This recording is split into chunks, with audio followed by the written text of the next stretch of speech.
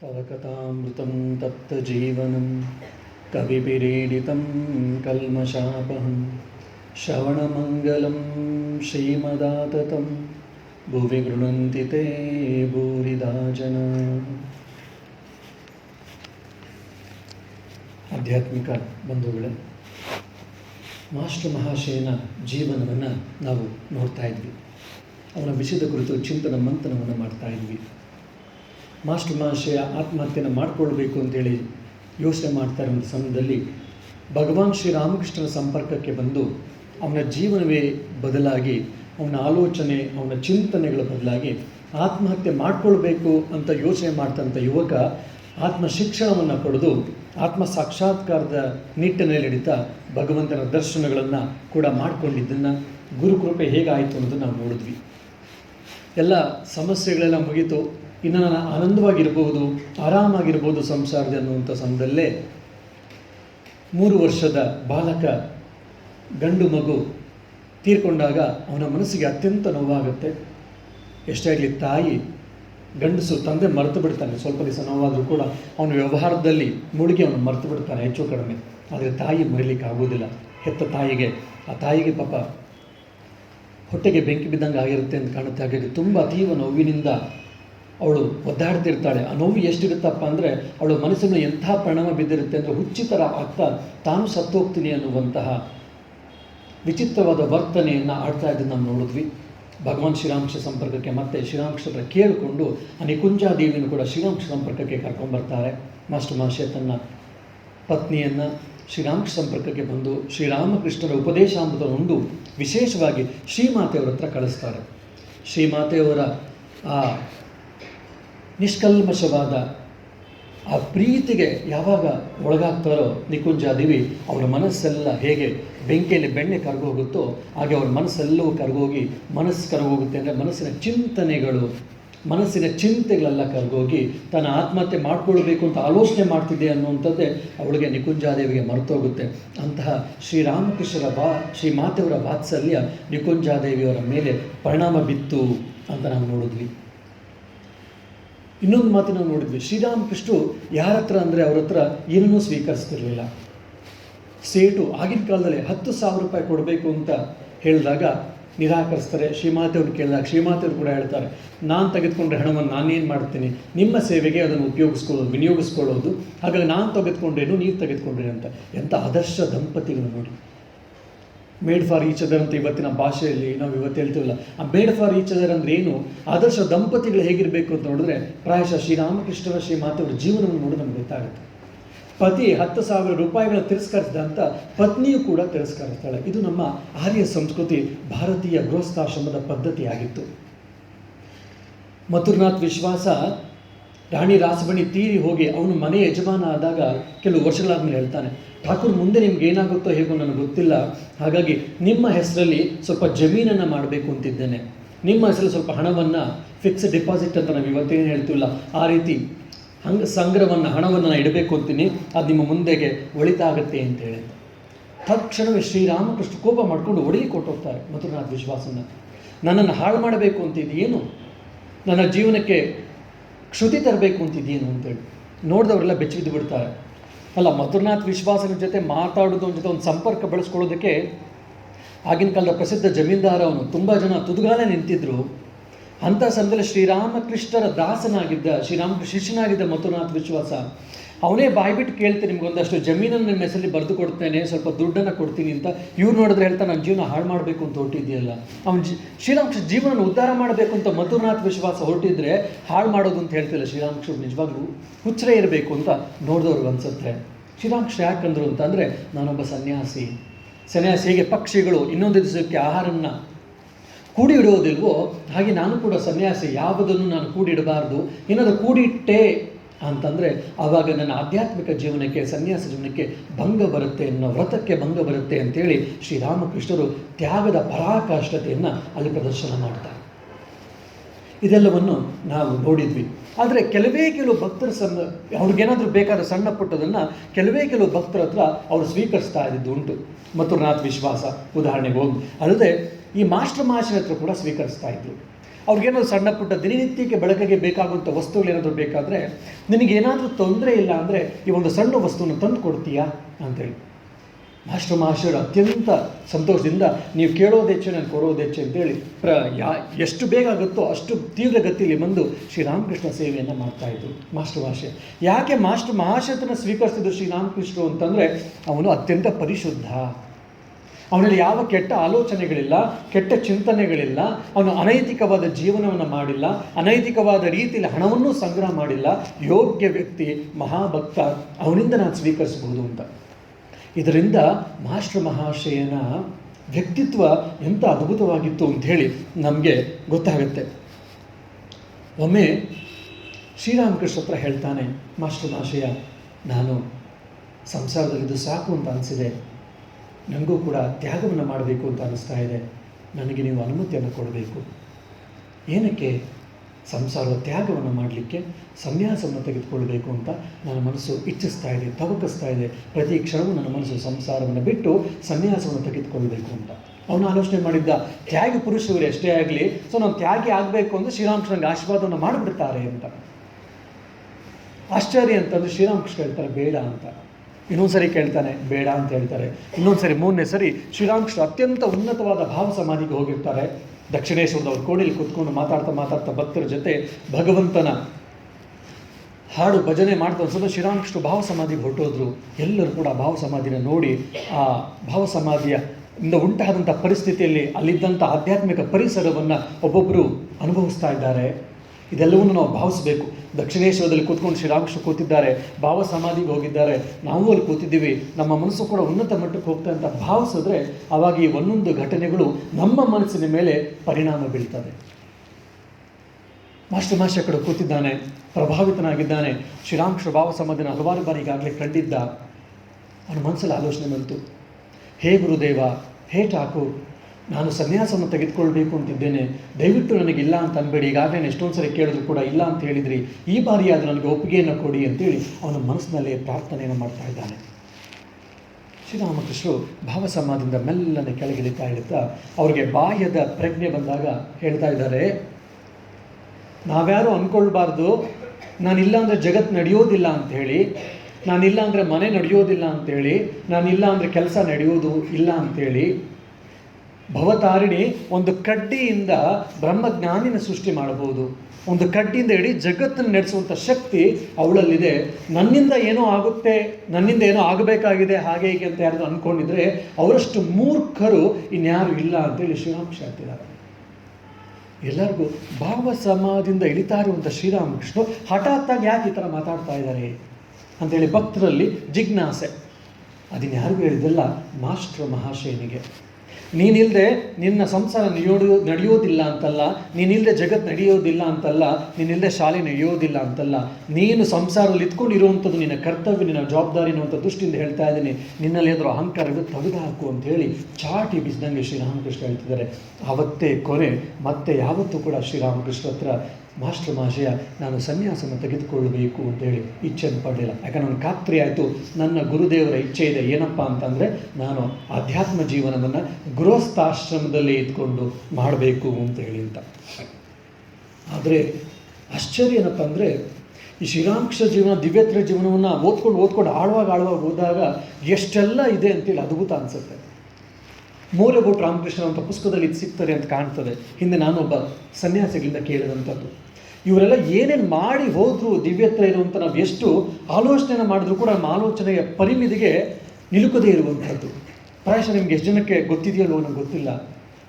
ಕಲ್ಕತ್ತೆಯಲ್ಲಿ ಒಬ್ಬ ಮುಸಲ್ಮಾನನಿದ್ದ. ಅವನಿಗೆ ಕಾರಣ ಗೊತ್ತಿಲ್ಲ, ಅವನೊಬ್ಬ ತುಂಬ ಕೂಲಿ ಕೆಲಸ ಮಾಡ್ತಾ ಇದ್ದಂತಹ ವ್ಯಕ್ತಿ. ಅವನು ಸಣ್ಣ ಗುಡಿಸಲು ಕಟ್ಕೊಂಡಿದ್ದ. ಆಗ ತಕ್ಷಣವೇ ಸಡನ್ನಾಗಿ ಏನೋ ಬೆಂಕಿ ಬೀಳ್ತಾ ಇತ್ತು, ಆ ಗುಡಿಸಲು ಸುಟ್ಟು ಹೋಗ್ತಾ ಇತ್ತು.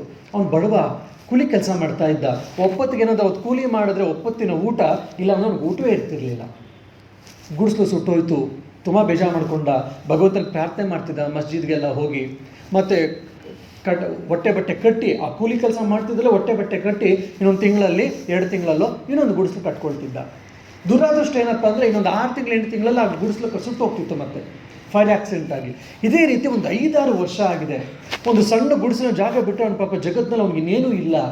ಹೊರಗಡೆ ಎಲ್ಲಾದರೂ ಹೋಗೋಣ ಅಂತಂದರೆ ಕಸಬನ್ನು ಬಿಟ್ಟು ಹೋದರೆ ಎಲ್ಲಿ ಏನು ಕೆಲಸ ಸಿಗುತ್ತೋ ಇಲ್ವೋ, ಹೆಂಡತಿ ಮಕ್ಕಳಿಗೆ ತಣ್ಣೀರು ಬಟ್ಟೆ ಹಾಕಬೇಕಾಗತ್ತೆ ಅಂತ ಅವನಿಗೆ ದುಗುಡ, ಮತ್ತು ಆ ಜಾಗವನ್ನು ಬಿಟ್ಟು ಹೋಗ್ಲಿಕ್ಕೆ ಅವನಿಗೆ ಮನಸ್ಸು ರೆಡಿ ಇಲ್ಲ. 5-6 ವರ್ಷಗಳಿಂದ ಅವನು ಗುಡಿಸು ಸುಟ್ಟು ಹೋಗ್ತಾನೆ ಇದೆ, ತುಂಬ ನೊಂದು ಬೆಂದಿದ್ದಾನೆ. ಒಮ್ಮೆ ಶ್ರೀರಾಮಕೃಷ್ಣರು ಸತ್ಸಂಗಕ್ಕೆ ಅಂತ ಹೇಳಿ ಕಲ್ಕತ್ತೆಗೆ ಬಂದಿದ್ದಾರೆ. ಸತ್ಸಂಗನ ಮುಗಿಸ್ಕೊಂಡು ಜಟಕಾ ಬಂಡಿಲಿ ಹೋಗ್ತಾ ಇದ್ದಾರೆ. ಒಬ್ಬನು ಶ್ರೀರಾಮಕೃಷ್ಣ ಬಗ್ಗೆ ತಿಳ್ಕೊಂಡವನು ಆ ಮುಸಲ್ಮಾನ ಹತ್ರ ಬಂದು ಹೇಳ್ತಾನೆ, ನೋಡು ಅಲ್ಲಿ ಬಾಬಾಜಿ ಹೋಗ್ತಾ ಇದ್ದಾರೆ ಶ್ರೀರಾಮಕೃಷ್ಣ ಅಂತೇಳಿ, ನೀನು ಹೋಗಿ ಅವ್ರ ಕಾಲನ್ನು ಹಿಡ್ಕೋ, ಅವರ ಕೃಪೆಗೆ ನೀನೇನಾದರೂ ಒಳಗಾದೆ ಅಂತಂದರೆ ನಿಂದೊಂದು ಅನಿಷ್ಟ ಏನೋ ಆಗಿದೆಯಲ್ಲ, ಯಾವುದೋ ಗ್ರಹಗತಿಗಳಿಂದ ಏನೋ ಸಮಸ್ಯೆ ಇದೆ, ಇದು ದೂರ ಆದೀತು ಅಂತ.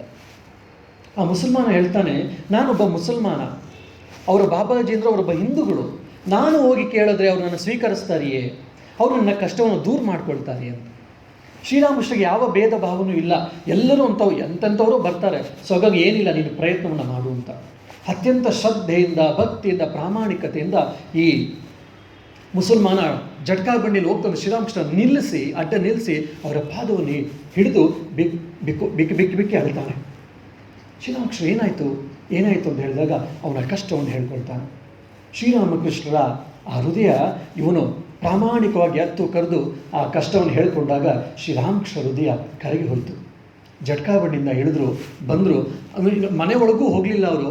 ಗುಡಿಸಲನ್ನು ಸುತ್ತ ಹಾಕ್ಕೊಂಡು ದೇವರ ಹೆಸರನ್ನು ಗುಡಿಸಲನ್ನ 3 ರೌಂಡ್ ಸುತ್ತ ಹಾಕಿ ಬಂದುಬಿಟ್ರು. ಜಟ್ಕಾ ಬಂಡಿಲ್ಲ, ಅವ್ರ ಪಾಡಿಗೆ ಹೊರಟೋದ್ರು. ಆಮೇಲಿಂದ ಹೇಳಿದ್ರೆ ನಮಗೆ ಗೊತ್ತಾಗುತ್ತೆ, ಆಮೇಲಿಂದ ಯಾವತ್ತೂ ಕೂಡ ಆ ಗುಡಿಸಲಿಗೆ ಬೆಂಕಿ ಬೀಳಲಿಲ್ಲ ಅಂತ. ಇದನ್ನು ಆ ಮುಸಲ್ಮಾನನ ಮಗ ನಮ್ಮ ಬೇಲೂರು ಮಠದ ಒಬ್ಬರು ಸನ್ಯಾಸಿಗಳಿಗೆ ಯಾವುದೋ ಕಾರಣಾಂತರವಾಗಿ ಬೇಲೂರು ಮಠದಿಂದ ಕಲ್ಕತ್ತೆಗೆ ಹೋಗಬೇಕು ಅಂತ ಬಸ್ಸನ್ನು ಹತ್ತಿದಾಗ ಅವ್ರ ಸನ್ಯಾಸಿ ನೋಡಿ, ನೀವು ಯಾರು ಎಲ್ಲಿಂದ ಬಂದಿದ್ದೀರಾ ಅಂತ ಹೇಳಿ, ಸುಮಾರು 70-80 ವರ್ಷದ ಹಿಂದಿನ ಕಥೆ ನಾನು ಹೇಳ್ತಾ ಇದ್ದೀನಿ. ನಾನು ಈ ಥರ ಬೇಲೂರು ಮಠದಿಂದ ಬಂದಿದ್ದೀವಿ, ನಾವು ರಾಮಕೃಷ್ಣ ಮಠದಿಂದ ನಾವು ಸನ್ಯಾಸಿಗಳು ಈ ಥರ ಕಾರಣಾಂತರವಾಗಿ ಬಂದಿದ್ದೀವಿ ಕಾರ್ಯಾರ್ಥವಾಗಿ ಅಂದಾಗ, ಓಹೋ ನಿಮ್ಮಿಂದನೇ ನಿಮ್ಮಲ್ಲೊಬ್ಬರು ಇದ್ದಂತಲ್ಲ ಶ್ರೀರಾಮಕೃಷ್ಣರು, ಅವರು ನಮ್ಮ ತಂದೆಗೆ ಇದರ ಸಹಾಯ ಮಾಡಿದರು ಅಂತ ಹೇಳೋದನ್ನು ನಮಗೆ ದಾಖಲೆ ಸಿಗ್ತದೆ. ಈ ರೀತಿ ದಿವ್ಯತ್ರ ಜೀವನದಲ್ಲಿ ಅದ್ಭುತವಾದ ಪವಾಡಗಳು 100,000 ನಡೆದು ಹೋಗಿದೆ. ಇದೆಲ್ಲವನ್ನೂ ಕೂಡ ಹೆಚ್ಚಾಗಿ ಹೇಳಲಿಲ್ಲ. ಯಾಕಪ್ಪ ಅಂದರೆ ಇವತ್ತು ನಾವು ಶ್ರೀ ಕೃಷ್ಣನ ಜೀವನವನ್ನು ನೋಡಿದ್ರೆ ಅವನು ಮಾಡಿದಂಥ ಪವಾಡಗಳು, ಇಲ್ಲ ಅವನ ಬೆಣ್ಣೆ ಕದ್ದ, ಇಲ್ಲ ಗೋಪಿಕಾಸ್ತ್ರೀಯರ ಜೊತೆ ಮಾಡ್ದ, ಇಲ್ಲ ಇನ್ಯಾವುದೋ ಪವಾಡಗಳೇ ಅವನ ಜೀವನ ತುಂಬ ನಾವು ಯೋಚನೆ ಮಾಡ್ತಿದ್ವಿ. ಬಿಟ್ಟರೆ ಅವನ ಇನ್ನೊಂದು ಮುಖವಾಡ, ವ್ಯಕ್ತಿತ್ವದ ಇನ್ನೊಂದು ಮುಖವಾಡವನ್ನು ನಾವು ಯಾರಿಗೂ ಅರ್ಥಕೊಳ್ಳೇಲಿಲ್ಲ. ಗೀತಾಚಾರ್ಯ ಕೃಷ್ಣನ ಅಧ್ಯಯನ ಮಾಡಲಿಲ್ಲ. ಜಗದ್ಗುರು ಕೃಷ್ಣಾಚಾರ್ಯನ ನಾವು ಯಾವತ್ತೂ ಅಧ್ಯಯನವೇ ಮಾಡಲಿಲ್ಲ. ಅಧ್ಯಯನ ನಾವು ಮಾಡದಿಂದ ನಮ್ಮ ಭಾರತಕ್ಕೆ ಅನಿಷ್ಟ ಬಂತು ಅಂತ ಹೇಳಿದ್ರು ಕೂಡ ಅತಿಶಯೋಕ್ತಿ ಆಗಲಾರ್ದು. ಇದೆಲ್ಲ ಗೊತ್ತಿದ್ದರಿಂದ ಮಾಸ್ಟರ್ ಮಹಾಶಯನಾಗಲಿ, ಇಲ್ಲ ಸ್ವಾಮಿ ಶಾರದಾನಂದರಾಗಲಿ, ಸ್ವಾಮಿ ವಿವೇಕಾನಂದರಾಗಲಿ, ಅವರ ಶಿಷ್ಯ ಪರಂಪರೆ ಇದೆಲ್ಲವನ್ನು ಮುಚ್ಚಿಟ್ಕೊಂಡು ಹೋಯಿತು. ಬರ್ತಾ ಬರ್ತಾ ಬರ್ತಾ ಇದು ಮಣ್ಣಿನಲ್ಲೇ ಹುದುಗಿ ಹೋಯಿತು. ನಾವು ಶ್ರೀರಾಮಕೃಷ್ಣ ಜೀವನದಲ್ಲಿ, ಸ್ವಾಮಿ ವಿವೇಕಾನಂದ ದಿವ್ಯತ್ರ ಜೀವನದಲ್ಲಿ ಇಂಥದ್ದು 100 ಘಟನೆಗಳು ನಡೆದಿದೆ. ನಮಗೆ ಗೊತ್ತಿರೋದು ಕೆಲವು ಘಟನೆಗಳು. ಪ್ರಾಯಶಃ ಇನ್ನೊಂದು ಘಟನೆ ಹೇಳಿ ನಿಮಗೆ ಆಶ್ಚರ್ಯಿಸ್ಬೋದು. ಸ್ವಾಮಿ ವಿವೇಕಾನಂದರು ಪರಿವ್ರಾಜಕರಾಗಿದ್ದಾಗಲೂ, ಇಲ್ಲಾಂದರೆ ಪಾಶ್ಚಾತ್ಯ ದೇಶದಲ್ಲಿದ್ದಾಗಲೂ ಏನೋ ಮಾತಾಡ್ತಾ ಒಬ್ಬ ವ್ಯಕ್ತಿ ಸ್ವಾಮಿ ವಿವೇಕಾನಂದ ಚಾಲೆಂಜ್ ಮಾಡ್ತಾರೆ. ಆ ಸಮಯದಲ್ಲಿ ಸ್ವಾಮಿ ವಿವೇಕಾನಂದರು ಒಂದು ಚಾಕುವನ್ನು ತೆಗೆದುಕೊಂಡು ಹೆಬ್ಬೆಟ್ಟನ್ನು ಕೊಯ್ತಾರೆ. ಹೆಬ್ಬೆಟ್ಟು ಕೊಯ್ದಾಗ ರಕ್ತವೇ ಬರೋದಿಲ್ಲ. ಅವ್ನಿಗೆ ಆಶ್ಚರ್ಯ, ಹೆಂಗೆ ಸಾಧ್ಯ ಅಂದರೆ ಹಠಯೋಗದ ಪ್ರಭಾವ ಇದು ಅಂತೇಳಿ. ಅಂಥ ಹಠಯೋಗಿಗಳು ಕೂಡ ಆಗಿದ್ದರು ಸ್ವಾಮಿ ವಿವೇಕಾನಂದರು. ಸೊ ಹಾಗಾಗಿ ಇವ್ರ ಜೀವನಗಳನ್ನು ಆಳವನ್ನು ಅಧ್ಯಯನ ಮಾಡ್ಕೊಂಡ್ರೆ ಏನೆಲ್ಲ ಮಾಡಿದ್ರು ಅಂತೇಳಿ ನಮಗೆ ಯಾರಿಗೂ ಅರ್ಥವೇ ಆಗೋದಿಲ್ಲ. ಅವರ ಕೃಪೆ ಇದ್ದರೆ ಮಾತ್ರ ಎಕ್ಕಶ್ಚಿತ್ತು ನಮಗೆ ಅರ್ಥ ಆಗ್ಲಿಕ್ಕೆ ಸಾಧ್ಯ. ಅದು ಮಾಸ್ಟರ್ ಶ್ರೀರಾಮಕೃಷ್ಣ ಬಗ್ಗೆ ನಮ್ಗೆ ಏನಾದರೂ ಅರ್ಥ ಆಗಬೇಕಂದ್ರೆ ಸ್ವಲ್ಪ ಮಟ್ಟಿಗೆ ಆದರೂ ಈ ಮಾಸ್ಟರ್ ಮಹಾಶಯನ ಮುಖಾಂತರವೇ. ಕನಕನ ಕಿಂಡಿಯಿಂದ ಹೇಗೆ ನಾವು ಉಡುಪಿಯ ಕೃಷ್ಣನನ್ನು ನೋಡ್ಬೋದು ಸಣ್ಣದಾಗಿ, ಅದೇ ರೀತಿ ನಾವು ಶ್ರೀರಾಮಕೃಷ್ಣ ಒಂದು ದೊಡ್ಡ ಸಮುದ್ರದ ಒಂದು ಸಣ್ಣ ನೋಟವನ್ನು ಕಾಣಬೇಕು ಅಂತ ಆದರೂ ಕೂಡ ಈ ಮಾಸ್ಟರ್ ಮಹಾಶಯ ಒಂದು ಸಣ್ಣ ಕೊಂಡಿ, ಇಲ್ಲ ಒಂದು ಸಣ್ಣ ತೂತು, ಇಲ್ಲ ಒಂದು ಸಣ್ಣ ಕಿಟಕಿ. ಆ ಭಗವಂತನ ಕೃಪೆ ಇಲ್ಲದೆ ಇದ್ದರೆ ನಮ್ಗೆ ಅರ್ಥ ಆಗೋದಿಲ್ಲ ಅನ್ನೋಂಥದ್ದು. ಯಾಕೆ ಇಷ್ಟೆಲ್ಲ ಹೇಳಿದೆ ಅಂತಂದರೆ, ಅದ್ಭುತ ಏನಪ್ಪ ಅಂದರೆ ಇಷ್ಟೆಲ್ಲ ಆಗಿ ಆ ಮಾಸ್ಟರ್ ಮಹಾಶಯನ ಮನಸ್ಸನ್ನು ತಯಾರಿ ಮಾಡಿದ ಶ್ರೀರಾಮಕೃಷ್ಣರು ಗುಪ್ತವಾಗಿ ಅವನಿಗೆ ತಾಂತ್ರಿಕ ಸನ್ಯಾಸದ ಇದರಿಂದ ಸಂಪ್ರದಾಯದಿಂದ ಸನ್ಯಾಸವನ್ನು ಕೊಡಿಸ್ಬಿಡ್ತಾರೆ. ನೋಡಿ, ನಮ್ಗೆ ಯಾರಿಗೂ ಗೊತ್ತಿಲ್ಲ ಇವೆಲ್ಲ. ಇದನ್ನು ಮಾಸ್ಟರ್ ಮಹಾಶಯರ ಮುಂದೆ ಶ್ರೀರಾಮಕೃಷ್ಣ ನೇರ ಶಿಷ್ಯರ ಒಬ್ಬರ ಹತ್ರ ಹೇಳ್ತಾರೆ. ಅವರು ಯಾವತ್ತೂ ಅವ್ರ ಬಗ್ಗೆ ಹೇಳ್ಕೊಂಡಿದ್ದಿಲ್ಲ, ಅದೇ ಅವರ ಅದ್ಭುತ ಅಂತಂದರೆ. ಇದನ್ನು ನಾವು ರಾಮಾಯಣದಲ್ಲೂ ಕೂಡ ನಾವು ನೋಡ್ಬೋದು. ವಾಲ್ಮೀಕಿ ಮಹಾಮುನಿಗಳು ಅದನ್ನು ರಚನಾಕಾರರಾಗಿದ್ದರೂ ಕೂಡ ಅವ್ರ ಬಗ್ಗೆ ಎಲ್ಲೂ ನಮಗೆ ನಾನು ಹೀಗೆ ಮಾಡಿದೆ ಹಾಗೆ ಮಾಡಿದೆ ಅಂತ ಅಲ್ಲ, ಅವ್ರ ವ್ಯಕ್ತಿತ್ವದ ಬಗ್ಗೆ ಅವರ ಬಯೋಡಾಟವನ್ನು ಎಲ್ಲೂ ನಾವು ನೋಡೋದಿಲ್ಲ ರಾಮಾಯಣದಲ್ಲಿ. ಅದು ನಮ್ಮ ಇಂಡಿಯನ್ ಪದ್ಧತಿ ಇತ್ತು. ಯಾಕೆ ನಮ್ಗೆ ಹಿಂದಿನ ಸಾಧು ಸಂತರ ಋಷಿಮುನಿಗಳ ಬಯೋಡಾಟ ಸಿಕ್ಕಲ್ಲ? ವೆಸ್ಟರ್ನ್ ಪೀಪಲ್ ಸಿಕ್ಕತ್ತೆ ಪಾಶ್ಚಾತ್ಯ ದೇಶದಲ್ಲಿ. ಅಂದರೆ ನಮಗೆ ವ್ಯಕ್ತಿ ಇಂಪಾರ್ಟೆಂಟ್ ಇರಲಿಲ್ಲ, ನಮಗೆ ಮುಖ್ಯವಾಗಿರಲಿಲ್ಲ.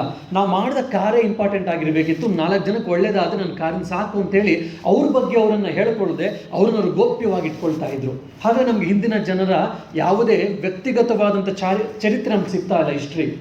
ಇದನ್ನು ನಾವು ರಾಮಾಯಣದಲ್ಲಿ ಕೂಡ ನೋಡುವುದು. ಅಂಥ ಮಹಾಕವಿ, ಇಡೀ ವಿಶ್ವದಲ್ಲೇ ಕಾವ್ಯವನ್ನು ರಚಿಸಿರುವಂಥ ಪ್ರಥಮ ಕವಿ ವಾಲ್ಮೀಕಿ. ಅವನ ಬಗ್ಗೆ ಎಲ್ಲೂ ರಾಮಾಯಣದಲ್ಲಿ ಅವನು ಹೇಳ್ಕೊಳ್ಳಿಲ್ಲ. ಅದೇ ರೀತಿ ಮಾಸ್ಟರ್ ಹೇಳ್ಕೊಳ್ತಿಲ್ಲ. ಶ್ರೀರಾಮಕೃಷ್ಣ ನೇರ ಶಿಷ್ಯತ್ವ ಒಬ್ಬರ ಹತ್ರ ಹೇಳ್ತಾರೆ. ಎಷ್ಟು ಚೆನ್ನಾಗಿ ಹೇಳ್ತಾರೆ ಅಂದರೆ, ಶ್ರೀರಾಮಕೃಷ್ಣ ಒಬ್ಬರು ಭಕ್ತರಿಗೆ ಸನ್ಯಾಸ ತೆಗೆದುಕೊಳ್ಬೇಕು ಅನ್ನೋ ತುಂಬ ಇಚ್ಛೆ ಇತ್ತು. ಮೊದಲು ಶ್ರೀರಾಮಕೃಷ್ಣ ನಿರಾಕರಿಸಿದ್ರು. ಆಮೇಲಿಂದ ಕರುಣೆಯನ್ನು ತೋರಿ ಅವನಿಗೆ ತಾಂತ್ರಿಕ ಸನ್ಯಾಸವನ್ನು ಗೋಪ್ಯವಾಗಿ ಕೊಡಿಸಿದ್ರು ಅಂತ.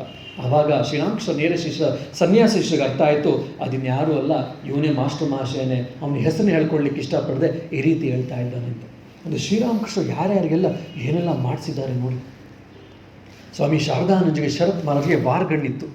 ಒಳ್ಳೆಗಣ್ಣು ಅಂತ ಹೇಳ್ತಾರೆ, ಮೆಳ್ಳೆಗಣ್ಣು ಅಂತ ಹೇಳ್ತಾರೆ, ಅದಿತ್ತು.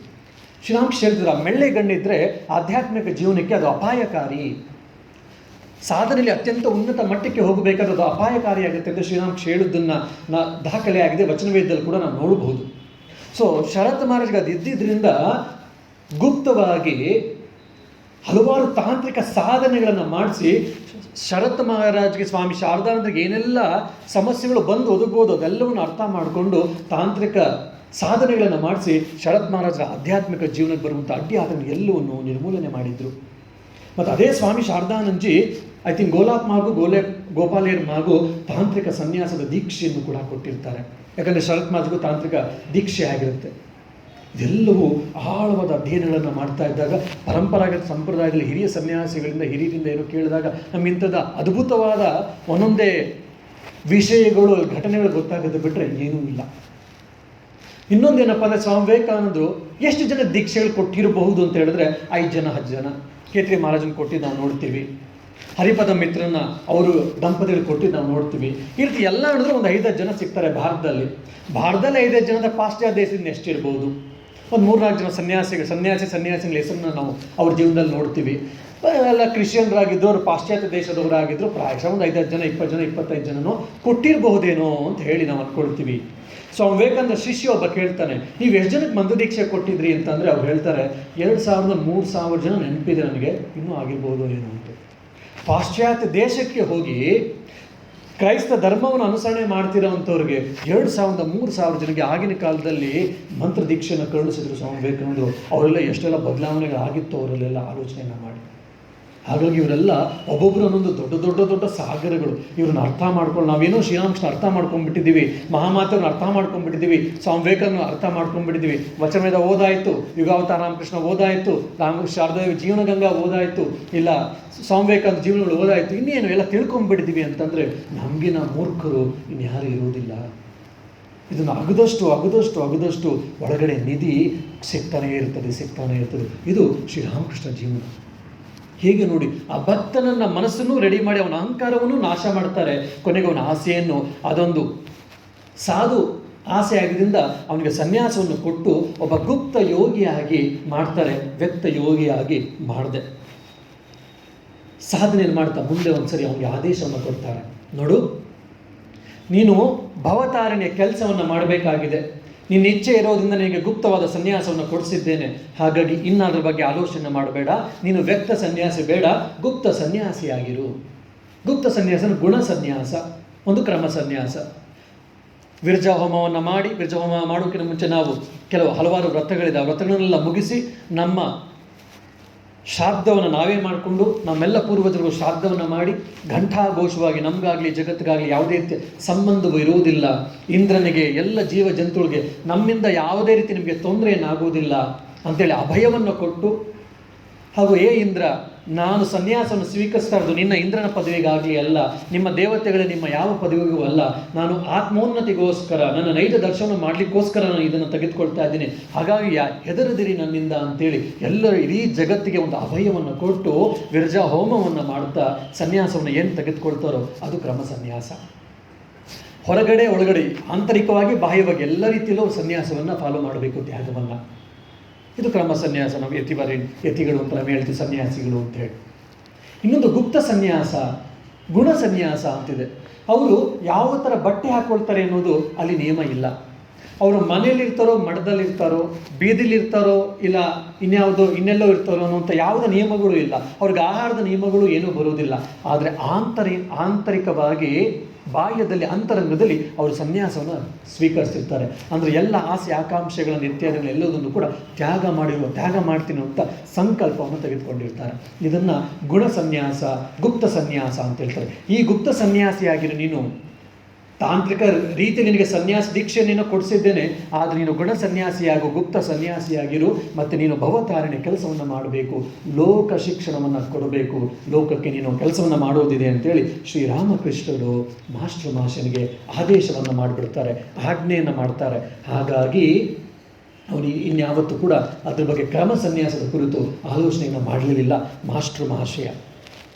ಮುಂದೆ ಒಮ್ಮೆ ಹೇಳ್ತಾರೆ, ಲೋಕ ಶಿಕ್ಷಣಾರ್ಥವಾಗಿ ಭವತಾರಣೆ ಕೆಲಸವನ್ನು ಮಾಡಬೇಕು ಅಂತೇಳಿ ಶ್ರೀರಾಮಕೃಷ್ಣನನ್ನು ಈ ಜಗತ್ತಿನಲ್ಲಿ ಇರಿಸ್ತಿದ್ರು ಅಂತೇಳಿ ಮಾಸ್ಟರ್ ಭಾಷಣೆ ಹೇಳ್ತಾನೆ. ಎಂಥ ಅದ್ಭುತ ನೋಡಿ. ಜಗತ್ತಿನ ಉದ್ಧಾರಕ್ಕೋಸ್ಕರ, ಜಗತ್ತಿನ ಕಾರ್ಯಕ್ಕೋಸ್ಕರ ಭಗವಾನ್ ಶ್ರೀರಾಮಕೃಷ್ಣ ಮಾಸ್ಟರ್ ಭಾಷೆ ನಿಯೋಜಿಸಿದ್ರು ಅಂತಂದರೆ ಅವನ ಜೀವನ ಎಂಥದ್ದು, ಅವನ ವ್ಯಕ್ತಿತ್ವ ಎಂಥದ್ದು, ಅವನ ಶಕ್ತಿ ಎಂಥದ್ದು ಅಂಥೇಳಿ ಅವನ ಮೆರುಗು ವ್ಯಕ್ತಿತ್ವವನ್ನು ನಾವು ಆಲೋಚನೆ ಮಾಡಬೇಕು, ಭಾವಿಸಬೇಕು. ಇದು ಸನ್ಯಾಸಿಗಳಾಗಬೇಕು ಅಂತ ಯಾರ್ಯಾರು ಸೇರ್ತಾರೋ ಅವ್ರಿಗೆ ಇದೆಲ್ಲ ಪ್ರಾಯಶಃ ಇದೆಲ್ಲರೂ ಒಂದು ಸಾಮಾನ್ಯ ಪ್ರಶ್ನೆ ಇರುತ್ತೆ. ನಾವೆಲ್ಲ ಸನ್ಯಾಸಿಗಳಾಗಬೇಕು ಅಂತ ಜಾಯ್ನ್ ಆಗೋಕ್ಕೆ ಬಂದಾಗ ಹೆಚ್ಚಿನ ತಂದೆ ತಾಯಿಗಳು, ಹೊರಗಡೆ ಮಿತ್ರರು, ಸಂಬಂಧಿಕರು ಎಲ್ಲರೂ ಬಂದು ಕೇಳೋದು, ನೀನು ಸನ್ಯಾಸಿ ಆಗಿಬಿಟ್ರೆ, ನಿನ್ನ ಥರ ಎಲ್ಲರೂ ಸನ್ಯಾಸಿಗಳಾಗ್ಬಿಟ್ರೆ ಲೋಕೋದ್ಧಾರವನ್ನು ಮಾಡೋದು ಯಾರು, ಲೋಕವನ್ನು ನಡೆಸ್ಕೊಂಡು ಹೋಗೋದು ಯಾರು, ಜಗತ್ತೇನಾಗುತ್ತೆ, ಸಮಾಜ ಏನಾಗುತ್ತೆ ಅಂತ ಈ ಥರ ಪ್ರಶ್ನೆಗಳನ್ನು ತುಂಬ ಜನ ನಮ್ಗೆ ಕೇಳ್ತಾ ಇರ್ತಾರೆ. ಈಗಲೂ ಕೇಳ್ತಾ ಇರ್ತಾರೆ, ಏನು ಸ್ವಾಮಿ ನೀವು ಸನ್ಯಾಸಿಗಳಾಗ್ಬಿಟ್ರೆ ಮತ್ತು ಜಗತ್ತಿನ ಕಥೆ ಏನು ಅಂತ. ಅದಕ್ಕೆ ಹೇಳ್ತಾ ಇರ್ತೀನಿ, ಅದು ನನ್ನ ಡಿಪಾರ್ಟ್ಮೆಂಟ್ ಅಲ್ಲ, ಭಗವಂತನ ಡಿಪಾರ್ಟ್ಮೆಂಟು ಅಂತ. ಸೊ ಭಗವಂತ ಜಗತ್ತಿಗೆ ಏನಾಗುತ್ತೆ, ಏನು ಮಾಡಬೇಕು ಅಂತೇಳಿ ಅವ್ನು ನೋಡ್ಕೊಳ್ತಾನೆ. ಸೊ ಅದು ನನ್ನ ಕಾರ್ಯವಲ್ಲ ಅಂತೇಳಿ ನಾನು ತಮಾಷೆಗೆ ಹೇಳ್ತಾ ಇರ್ತೀನಿ. ಈ ರೀತಿಯಾದ ಸಾಮಾನ್ಯ ನಾವು ಆಲೋಚನೆಯನ್ನು ಮಾಡಿದಾಗ ಅದು ನಮ್ಮ ಅಂಧಕಾರ ಆಗಿರುತ್ತೆ, ಅಹಂಕಾರ ಆಗಿರುತ್ತೆ. ಆದರೆ ಭಗವಂತನಿಂದ ನಿಯುಕ್ತಿ ಮಾಡಲ್ಪಟ್ಟವನು ಅವನು ಮಾಡಿದಾಗ ಅದು ಕೆಲಸವಾಗುತ್ತೆ. ನಾವು ಮಾಡಿದಾಗ ಬಹುತೇಕವಾಗಿ ಅದು ನಮ್ಮ ಅಹಂಕಾರದಿಂದ ನಾವು ಮಾಡ್ತಾ ಇರ್ತೀವಿ. ಇದನ್ನು ನಾವು ಸರಿಯಾಗಿ ಅರ್ಥ ಮಾಡ್ಕೊಳ್ಬೇಕು. ಅದಕ್ಕೆ ನಾನು ತಮಾಷೆಗೆ ಹೇಳ್ತಿದ್ದೆ, ಭಗವಂತನ ಬಗ್ಗೆ ಆಲೋಚನೆಯನ್ನು ಮಾಡೋಣ, ಇಲ್ಲ ಭಗವಂತನಿಗೆ ಕೇಳ್ಕೊಳ್ಳೋಣ ಏನು ಮಾಡೋದು ಅಂತ. ಸರ್ ನೀವು ಲೋಕದ ಬಗ್ಗೆ ಆಲೋಚನೆ ಮಾಡೋದು ಬೇಡ, ಸನ್ಯಾಸ ಜೀವನ ನಿಮಗೆ ಉನ್ನತವಾದ ಜೀವನ ಅಂತ ಇದೆಯಲ್ಲ, ನೀವೆಲ್ಲ ಬಂದುಬಿಡಿ, ಸನ್ಯಾಸಿಗಳಾಗಬೇಡಿ, ಆಮೇಲೆ ಬೇಕಾದರೆ ಯೋಚನೆ ಮಾಡಿ ನಾನು ಭಗವಂತನ ಹತ್ರ ಮಾತಾಡಿ ಲೋಕ ಹೇಗೆ ನಡಿಬೇಕು ಅಂತದನ್ನು ನಾನು ನೋಡ್ತೀನಿ ಅಂತ ಹೇಳಿದಾಗ, ಎಲ್ಲಿ ಬಿಡಿ ಸ್ವಾಮಿ ಆಗಲ್ಲ, ನಮಗೆಲ್ಲ ಮನೆ ಮಠ ಬಿಟ್ಟು ಬರೋಕ್ಕಾಗಲ್ಲ, ನೀವು ಅಲ್ಲೇ ಇರಿ, ನಾವು ಇಲ್ಲೇ ಇರ್ತೀವಿ ಅಂತೇಳಿ ಹೇಳಿಬಿಟ್ಟು ಎಷ್ಟೋ ಜನ ಹೋಗೋದುಂಟು. ಸೊ ನಮ್ಮಲ್ಲಿ ಏನಾದರೂ ಈ ಥರ ಭಾವನೆಗಳು ಬಂದರೆ ಅದು ಅಹಂಕಾರದಿಂದ, ಇಲ್ಲ ನಮಗೆ ಜಗತ್ತಿನ ಸಂಸವನ್ನು ಬಿಡಲಿಕ್ಕೆ ಆಗದ ಈ ರೀತಿ ವೇದಾಂತವನ್ನು ಮಾತಾಡ್ತಿರ್ತೀವಿ. ಇಂಥ ವೇದಾಂತವನ್ನು ಪಂಜಾಬಿ ವೇದಾಂತ ಅಂತ ಹೇಳ್ತಾರೆ, ಹುಸಿ ವೇದಾಂತ ಅಂತ ಹೇಳಿ. ಪ್ರಾಯಶಃ ಅದಕ್ಕೊಂದು ಸಣ್ಣ ಜೋಕನ್ನು ಹೇಳ್ಬಿಟ್ಟು ಮುಂದಕ್ಕೆ ಹೋಗ್ತೇನೆ. ಕೋರ್ಟಲ್ಲಿ ಒಬ್ಬ ಕೊಲೆ ಮಾಡಿರುವಂತಹ ಅಪರಾಧಿತನ ಕಟಕಟೆಯಲ್ಲಿ ವಾದ ವಿವಾದಗಳೆಲ್ಲ ಆಗಿದೆ, ಸಾಬೀತು ಆಯಿತು. ಆ ಅಪರಾಧಿಯನ್ನು ನ್ಯಾಯಾಧೀಶರು ಕೇಳ್ತಾರೆ, ಏನಪ್ಪ ನೀನು ಮಾಡಿದ್ಯಾ ಈ ರೀತಿ ಅಂತ ಹೇಳಿ. ಅವನು ಸ್ವಲ್ಪ ಗೀತೆ ಅದೆಲ್ಲ ಓದ್ಕೊಂಡಿದ್ದ, ಸ್ವಲ್ಪ ಉಪನ್ಯಾಸಗಳು ಕೇಳಿದ್ದ ಅಂತ ಕಾಣುತ್ತೆ. ಅವ್ರು ಹೇಳ್ತಾರೆ, ನೈನಂ ಚಿಂದಂತಿ ಶಸ್ತ್ರಾಣಿ ನೈನಂ ದಹತಿ ಪಾವಕಃ ನಚೈನಂ ಕ್ಲೇದಯಂತ್ಯಾಪೋ ನ ಶೋಷೇತಿ ಮಾರುತ. ಗೀತಾಚಾರ್ಯರು ಹೇಳಿದ್ದಾರೆ, ನಾವೆಲ್ಲರೂ ಆತ್ಮಸ್ವರೂಪಿಗಳು, ಆತ್ಮವನ್ನು ಯಾರು ಕೊಲ್ಲಿಕ್ಕಾಗಲ್ಲ, ಆತ್ಮವನ್ನು ಯಾರು ಬೆಂಕಿಯಿಂದ ಸುಡ್ಲಿಕ್ಕಾಗಲ್ಲ, ಗಾಳಿಯಿಂದ ಒಣಗಿಸ್ಲಿಕ್ಕಾಗಲ್ಲ, ನೀರಿಂದ ನೆನೆಸ್ಲಿಕ್ಕಾಗಲ್ಲ. ಹಾಗಾಗಿ ಯಾರು ಸಾಯೋದು, ಯಾರನ್ನು ಸಾಯಿಸೋದು ಅಂತ ಮುಂದಿನ ಶ್ಲೋಕದಲ್ಲೂ ಹೇಳ್ತಾರೆ ನ್ಯಾಯಾಧೀಶರೇ. ಹಾಗಾಗಿ ಎಲ್ಲ ಆಗುತ್ತಿದೆಲ್ಲ ಅಂತ. ಸೊ ನ್ಯಾಯಾಧೀಶಗೆ ಅರ್ಥ ಆಯಿತು, ಇವನು ವೇದಾಂತವನ್ನು ಇಲ್ಲ ತತ್ವಶಾಸ್ತ್ರವನ್ನು ಹೇಗೆ ತಪ್ಪು ಬಳಕೆ ಮಾಡ್ಕೊಳ್ತಿದ್ದಾನೆ ಅಂತ. ಅವ್ರು ಹೇಳ್ತಾರೆ, ಅಲ್ಲೇ ತೀರ್ಮಾನವನ್ನು ಕೊಟ್ಟರು, ಇವನಿಗೆ ಜೀವಾವಧಿ ಶಿಕ್ಷೆಯನ್ನು ಕೊಡಿ ಅಂತ ಅನೌನ್ಸ್ ಮಾಡ್ತಾರೆ. ಏನು ನ್ಯಾಯಾಧೀಶ ಹಿಂಗೆ ಮಾಡಿಬಿಟ್ಟರು ಅಂತ. ಅಲ್ಲಪ್ಪ, ನೀನು ಆತ್ಮ, ನಾನು ಆತ್ಮಕ್ಕೆ ಜೀವಾವಧಿ ಶಿಕ್ಷೆನೂ ಕೊಡಲಿಕ್ಕಾಗಲ್ಲ, ಆತ್ಮ ಇನ್ನೊಂದು ಆತ್ಮವನ್ನು ಸೆರೆಮನೆಗೂ ತೊಳ್ಲಿಕ್ಕಾಗಲ್ಲ, ಒಂದು ಆತ್ಮ ಇನ್ನೊಂದು ಆತ್ಮ ಸೆರೆಮನಿದ್ದು ಸೆರೆಮನೆಯ ವಾಸವೂ ಆಗೋದಿಲ್ವಲ್ಲ, ಅದೆಲ್ಲ ದೇಗ್ತಾನೆ, ನೀನು ಆತ್ಮ ನಾನು ಆತ್ಮ ಎಲ್ಲಪ್ಪ ಇದೆಲ್ಲ ಅಂತ ಅವನ ತಲೆಯನ್ನು ಬಗ್ಗಿಸಿ ಪೊಲೀಸರ ಜೊತೆ ಹೋಗ್ತಾನೆ. ಇದು ಪಂಜಾಬಿ ವೇದಾಂತ, ಹುಸಿ ವೇದಾಂತ ಅಂತ ಹೇಳ್ತಾರೆ.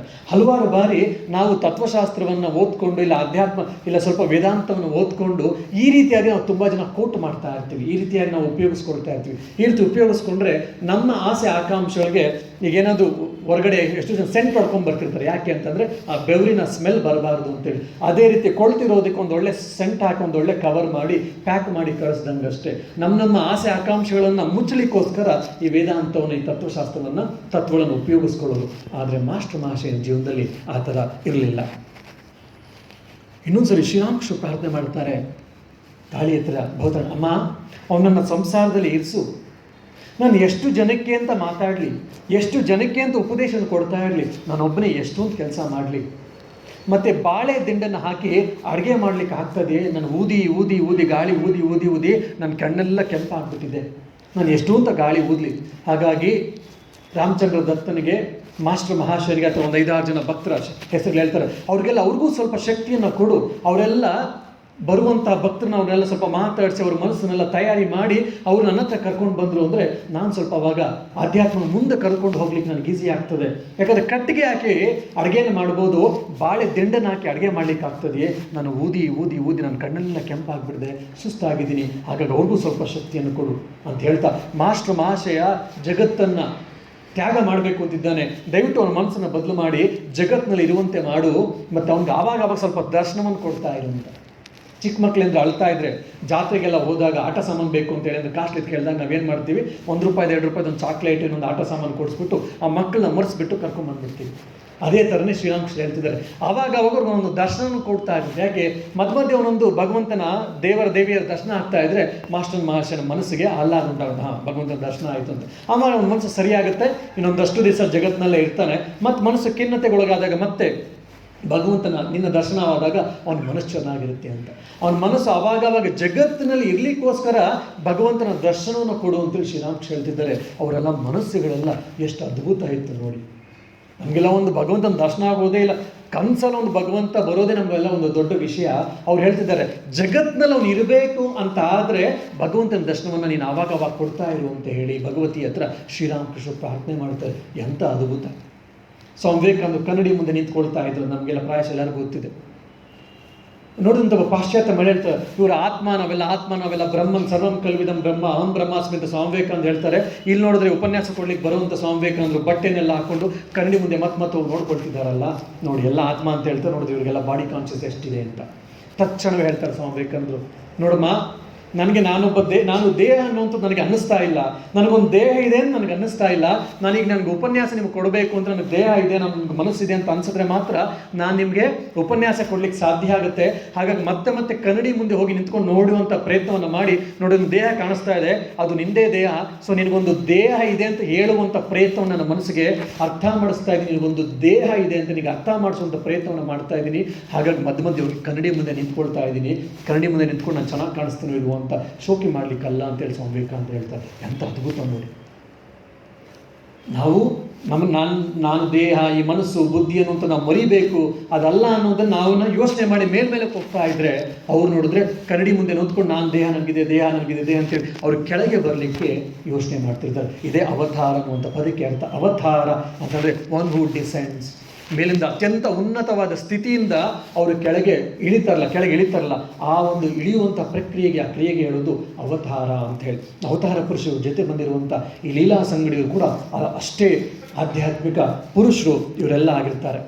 ಈ ಮಾಸ್ಟರ್ ಮಹಾಶಯರು ಕೂಡ ಚೈತನ್ಯ ಮಹಾಪ್ರಭುಗಳು ಯಾವಾಗ ಲೀಲಾ ಕಾರ್ಯದಲ್ಲಿ ಬಂದಿದ್ರೋ, ಚೈತನ್ಯ ಮಹಾಪ್ರಭು ಅದೇ ಸಮಯದಲ್ಲಿ ಕೂಡ ಈ ಮಾಸ್ಟರ್ ಮಹಾಶಯನು ಕೂಡ ಚೈತನ್ಯ ಮಹಾಪ್ರಭುಗಳ ಲೀಲಾ ಕಾರ್ಯಕ್ಕೆ ಸಹಾಯವನ್ನು ಮಾಡಲಿಕ್ಕೆ, ನೆರವನ್ನು ನೀಡಲಿಕ್ಕೆ ಬಂದಿದ್ದ ಅಂತೇಳಿ ಶ್ರೀರಾಮಕೃಷ್ಣ ಒಂದು ಕಡೆ ಮುಂದೆ ಹೇಳ್ತಾರೆ.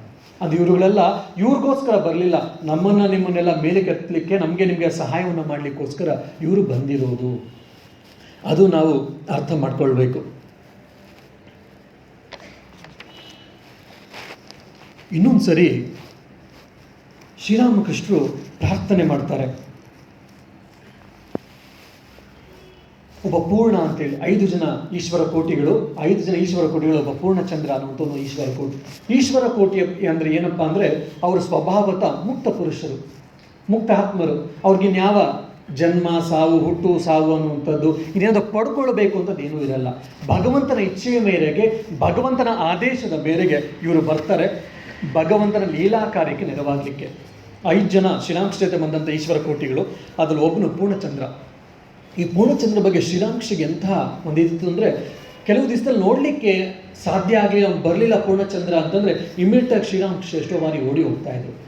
ಶ್ರೀರಾಮಕೃಷ್ಣರು ಪೂರ್ಣಚಂದ್ರನ ಜೊತೆ ಮಾತಾಡೋದು ಪೂರ್ಣಚಂದ್ರನ ತಂದೆ ತಾಯಿಗೆ ಇಷ್ಟ ಆಗಲಿಲ್ಲ. ಯಾಕಂದರೆ ಅಷ್ಟೊತ್ತಿಗಾಗಲೇ ಗೊತ್ತಿತ್ತು ಈ ಗದಾಧರ ಚಟ್ಟೋಪಾಧ್ಯಾಯ ಅನ್ನುವಂಥ ಇದ್ದಾನೆ, ಅವನೊಬ್ಬ ಹುಚ್ಚ ಇದ್ದಾನೆ. ಅವನು ಹುಚ್ಚ ಇರೋದಲ್ಲದೆ, ಏನು ಹುಚ್ಚ ಅವನಿಗೆ ದೇವ್ರ ಹುಚ್ಚಿದೆ, ಅವನು ದೇವ್ರ ಹುಚ್ಚಿರೋದಲ್ಲದೆ ಎಲ್ಲ ಯುವಕರನ್ನು, ಬಂಗಾಳದ ಯುವಕರ ತಲೆಯನ್ನೆಲ್ಲ ಕೆಡಿಸ್ತಾ ಇದ್ದಾನೆ, ಅವ್ರಿಗೂ ಆ ದೇವ್ರ ಹುಚ್ಚು ನಡೆಸ್ತಾ ಇದ್ದಾನೆ. ಅವರು ಮನೆಯನ್ನು ಮಠವನ್ನು ಬಿಡೋಂತ ಆಗ್ತಾ ಇದ್ದಾರೆ ಅಂತೇಳಿ ಎಷ್ಟೋ ಜನ ತಂದೆ ತಾಯಿಗಳು, ಗೃಹಸ್ಥರು ಮಕ್ಕಳನ್ನು ದಕ್ಷಿಣೇಶ್ವರಕ್ಕೆ ಬರದೆ, ಶ್ರೀರಾಮಕೃಷ್ಣ ಸಂಪರ್ಕಕ್ಕೆ ಬರದೆ ನೋಡ್ಕೊಳ್ತಾ ಇದ್ರು. ಅದರಲ್ಲಿ ಈ ಪೂರ್ಣಚಂದ್ರನ ಮನೆಯವರು ಕೂಡ, ಅವರು ತಂದೆ ತಾಯಿಗೆ ಇಬ್ಬರಿಗೂ ಇಷ್ಟ ಆಗ್ತಿರ್ಲಿಲ್ಲ ಶ್ರೀರಾಮಕೃಷ್ಣನ ಹತ್ರ ಇವನು ಪೂರ್ಣಚಂದ್ರ ಹೋಗೋದು.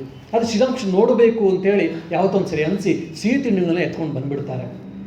ಇದು ಗೊತ್ತಾದ್ಮೇಲೆ ಮಾಸ್ಟರ್ ಮಹಾಶಯನಿಗೆ, ನೀವು ಅವ್ರ ಮನೆ ಹತ್ರ ಹೋಗಬೇಡಿ, ಹೋದರೆ ಅವ್ರ ತಂದೆ ತಾಯಿ ನೋಡಿದ್ರೆ ಒಂದು ಅವನನ್ನು ಬಚ್ಚಿಡ್ತಾರೆ, ಮತ್ತು ಇನ್ನೊಂದೇನಂದರೆ ನಿಮಗೆ ಬಾಯಿಗೆ ಬಂದಾಗ ಬೈಬೋದು, ಯಾಕಂದ್ರೆ ಅವ್ರಿಗೆ ನೀವು ಯಾರು ಅಂತ ಅರ್ಥ ಆಗಲ್ಲ. ಆಗ ನಾನು ಏನಾದರೂ ಮಾಡಿ ಪೂರ್ಣಚಂದ್ರನ ನಿಮ್ಮ ಹತ್ರ ಕರ್ಕೊಂಬರುವಂಥ ವ್ಯವಸ್ಥೆ ನಾನು ಮಾಡ್ತೀನಿ ಅಂತೇಳಿ ದೂರದಲ್ಲೇ ಶ್ರೀರಾಮಕೃಷ್ಣನ ಜಟಕಾಬಂಡಿ ಜೊತೆ ಇರಿಸಿ ಇವರು ಹೊಡೋಗ್ತಾರೆ ಮಾಸ್ಟರ್ ಮಹಾಶಯ. ಓಡಿ ಹೋಗಿ ನಿಧಾನವಾಗಿ ಕಿಟಕಿಯಿಂದ ಹೋಗಿ ಪೂರ್ಣಚಂದ್ರನಿಗೆ ಹೇಳ್ತಾರೆ ನಿಧಾನಕ್ಕೆ, ಶ್ರೀರಾಮಕೃಷ್ಣ ಬಂದಿದ್ದಾರೆ, ನಿನ್ನನ್ನು ಕಾಣಬೇಕು ಅಂತಿದ್ದಾರೆ, ಬಾ ನಿಧಾನಕ್ಕೆ ಅಂತ. ತಂದೆ ತಾಯಿಗಳು ನೋಡಿಕೊಂಡು ನಿಧಾನವನ್ನು ಆಚೆಗೆ ಬರ್ತಾನೆ. ಆಚೆಗೆ ಬಂದು ಶ್ರೀರಾಮಕೃಷ್ಣನ ಕಾಣ್ತಾನೆ. ಶ್ರೀರಾಮಕೃಷ್ಣರು ತುಂಬ ಪ್ರೀತಿಯಿಂದ ಸಿಹಿ ತಿಂಡಿಗಳನ್ನೆಲ್ಲ ಕೊಡ್ತಾರೆ, ತಿನ್ನಿಸ್ತಾರೆ ಸ್ವಯಂ. ಆಮೇಲಿಂದ ಇನ್ಯಾವಾಗ ಆದಷ್ಟು ಬೇಗ ನೀನು ನನ್ನನ್ನು ನೋಡುವಂತೆ ಆಗಲಿ ಅಂತೇಳಿ ಹೇಳಿ ಅವನಿಗೆ ಆಶೀರ್ವಾದ ಮಾಡಿ ಶ್ರೀರಾಮಕೃಷ್ಣರು ಹೊರಟೋಗ್ತಾರೆ. ಭಕ್ತರ ದಾಸ ಭಗವಂತ ಅಂತ ನಾವೆಲ್ಲ ಕೇಳಿದ್ದೀವಿ, ಭಾಗವತದಲ್ಲೂ ನಾವು ಓದಿದ್ದೀವಿ, ಹಲವಾರು ರೀತಿಯ ಸಾಧು ಸಂತರ ಜೀವನಗಳಲ್ಲಿ ನಾವು ನೋಡಿದ್ದೀವಿ. ಇದನ್ನು ಪ್ರತ್ಯಕ್ಷವಾಗಿ ಶ್ರೀರಾಮಕೃಷ್ಣರಿಂದಲೂ ನೋಡ್ಬೋದು. ನಾವು ಭಗವಂತನಿಗೋಸ್ಕರ ಓಡೋದ್ರಲ್ಲಿ ಅತಿಶಯೋಕ್ತಿ ಇಲ್ಲ, ನಾವು ಭಗವಂತನನ್ನು ಕಾಣಬೇಕು ಅಂತ ಸಾಧನೆ ಮಾಡೋದ್ರಲ್ಲಿ ಅತಿಶಯೋಕ್ತಿ ಇಲ್ಲ. ಅದು ಬಿಟ್ಟರೆ ನಮ್ಗೆ ಇನ್ಯಾವ ರೀತಿಯಾದಂಥ ಆಲ್ಟರ್ನೇಟಿವ್ಸೇ ಇಲ್ಲ. ಆದರೆ ಭಗವಂತ ಭಕ್ತರನ್ನು ಹುಡ್ಕೊಂಬರೋದು ಎಂಥ ಅದ್ಭುತ ನೋಡಿ. ನಮ್ಮಲ್ಲಿ ಅಂಥ ನಿಷ್ಕಲ್ಮಶವಾದ ಭಕ್ತಿ ಇತ್ತು, ಪ್ರಾಮಾಣಿಕತೆ ಇತ್ತು, ಭಗವಂತನಲ್ಲಿ ಶ್ರದ್ಧೆ ನಮಗಿತ್ತು ಅಂದರೆ ಆ ಭಗವಂತ ದಾಸನಾಗಿ ನಮ್ಮನ್ನು ಹುಡುಕೊಂಡು ಬರ್ತಾನೆ, ನಮ್ಮ ಕೆಲಸಗಳನ್ನು ಮಾಡ್ತಾನೆ ಅನ್ನೋದನ್ನು ನಮಗೆ ಸ್ಪಷ್ಟವಾಗಿ ಗೊತ್ತಾಗುತ್ತೆ. ಆ ಎಲ್ಲ ಶ್ರೀರಾಮಕೃಷ್ಣ ಲೀಲಾಕಾರದಲ್ಲಿ ಈ ಮಾಸ್ಟರ್ ಮಹಾಶಯ ಹೇಗೆ ನೆರವಾಗ್ತಿದ್ದ. ಮಾಸ್ಟರ್ ಮಹಾಶಯ ಹೆಡ್ ಮಾಸ್ಟರ್ ಆಗಿದ್ದ. ಅವನ ಪಾಠಗಳನ್ನು ಮಾಡೋದ್ರ ಜೊತೆಗೆ ಮಧ್ಯ ನಮ್ಮ ಭಾರತದ ರಾಮಾಯಣ ಮಹಾಭಾರತಗಳನ್ನು ಹೇಳ್ತಾ ಶ್ರೀರಾಮಕೃಷ್ಣ ಬಗ್ಗೆ ಹೇಳ್ತಾ ಇದ್ದ, ತ್ಯಾಗ ವಿವೇಕದ ಬಗ್ಗೆ ಹೇಳ್ತಾ ಇದ್ದ, ವೈರಾಗ್ಯದ ಬಗ್ಗೆ ಹೇಳ್ತಿದ್ದ, ಸನ್ಯಾಸದ ಬಗ್ಗೆಯೂ ಹೇಳೇ ಬಿಡ್ತಾ ಇದ್ದ.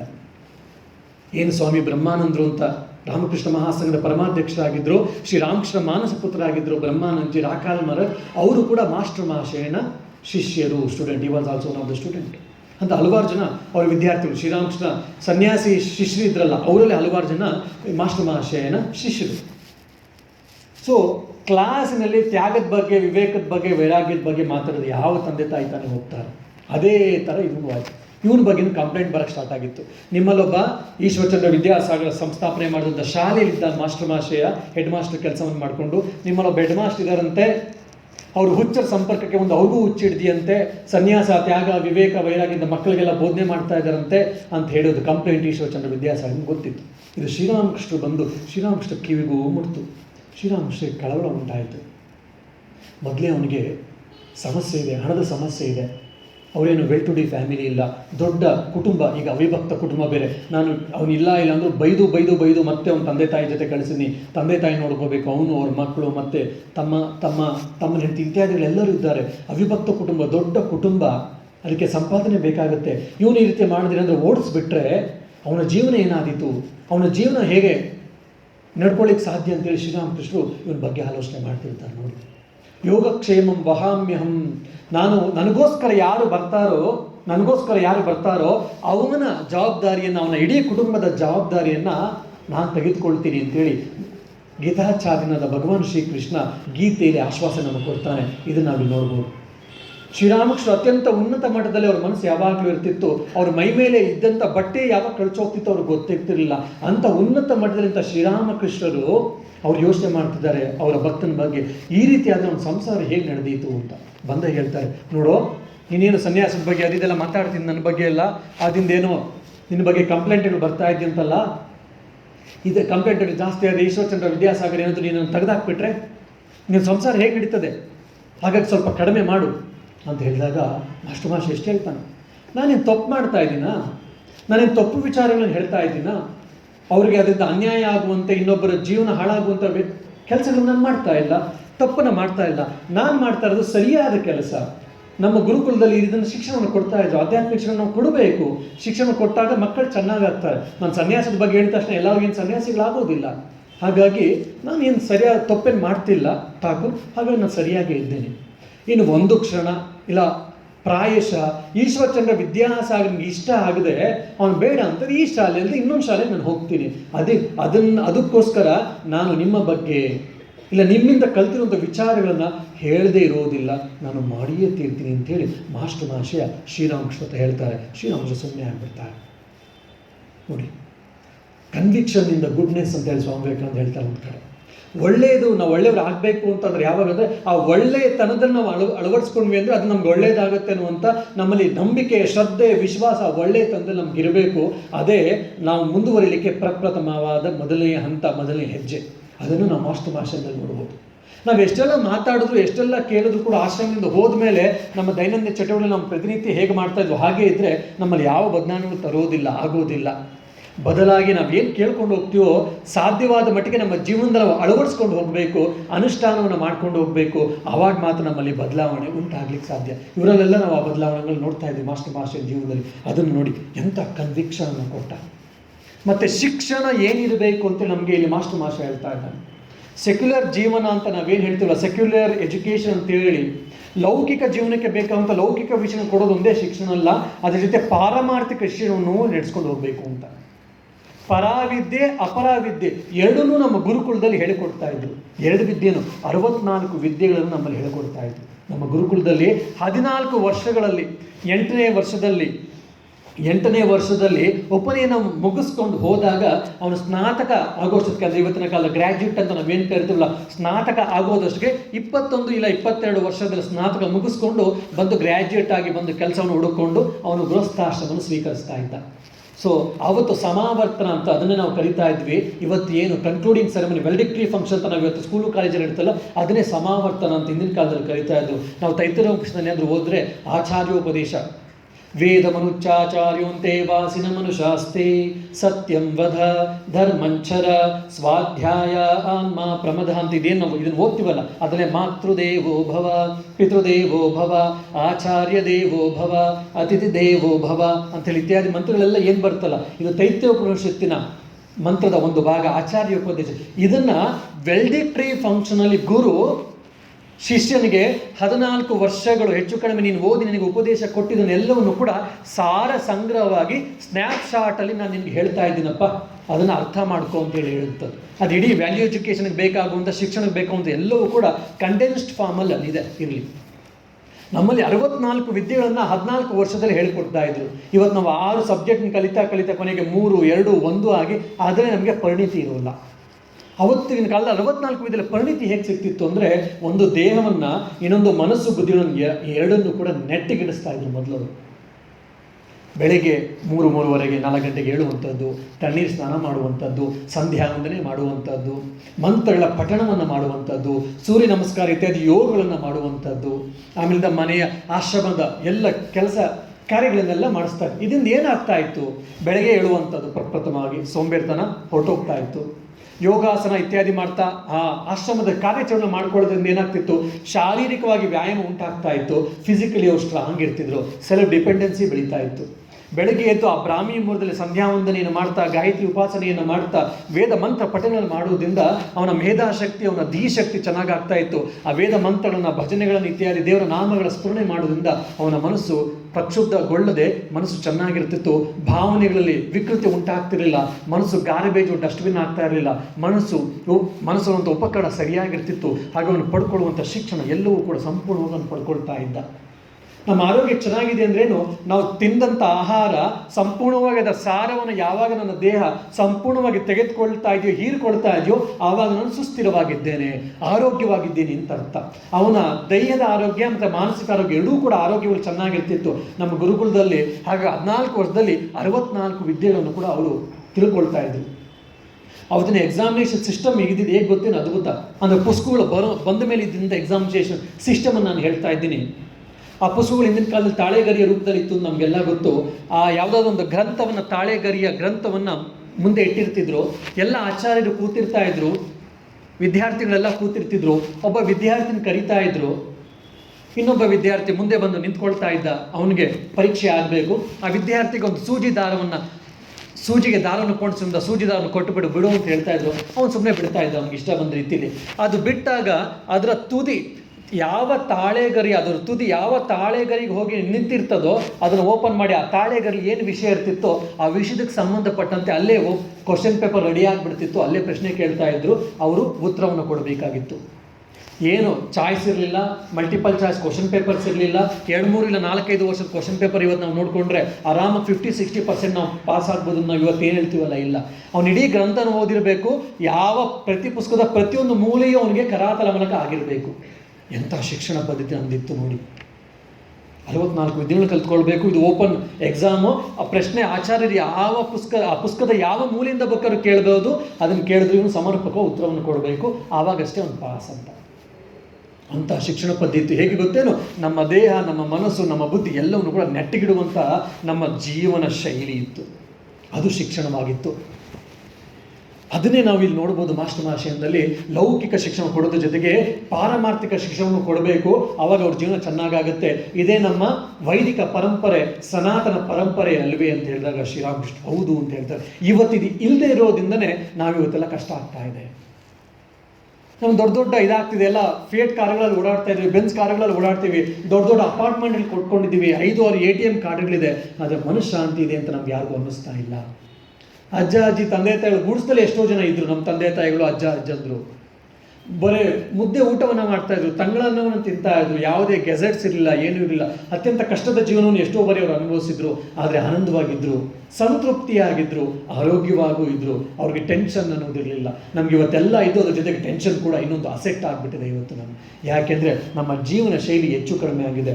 ಅದಕ್ಕೆ ಕಾರಣ ಏನಂದರೆ ಈ ಆಧ್ಯಾತ್ಮಿಕ ಅನ್ನೋಂಥ ಕಾನ್ಸೆಪ್ಟನ್ನು, ಇಲ್ಲ ಅದೊಂದು ಇದನ್ನು ನಾವಿವತ್ತು ಕಡೆಗಣಿಸಿದ್ದೇವೆ. ಮೌಲ್ಯಗಳನ್ನು ನಾವು ಕಡೆಗಣಿಸಿರೋದೇ ಅಂಥೇಳಿ ನಮಗೆ ಇಲ್ಲಿ ಕಾಣ್ತದೆ ಶ್ರೀರಾಮಕೃಷ್ಣ ಇದರಲ್ಲಿ.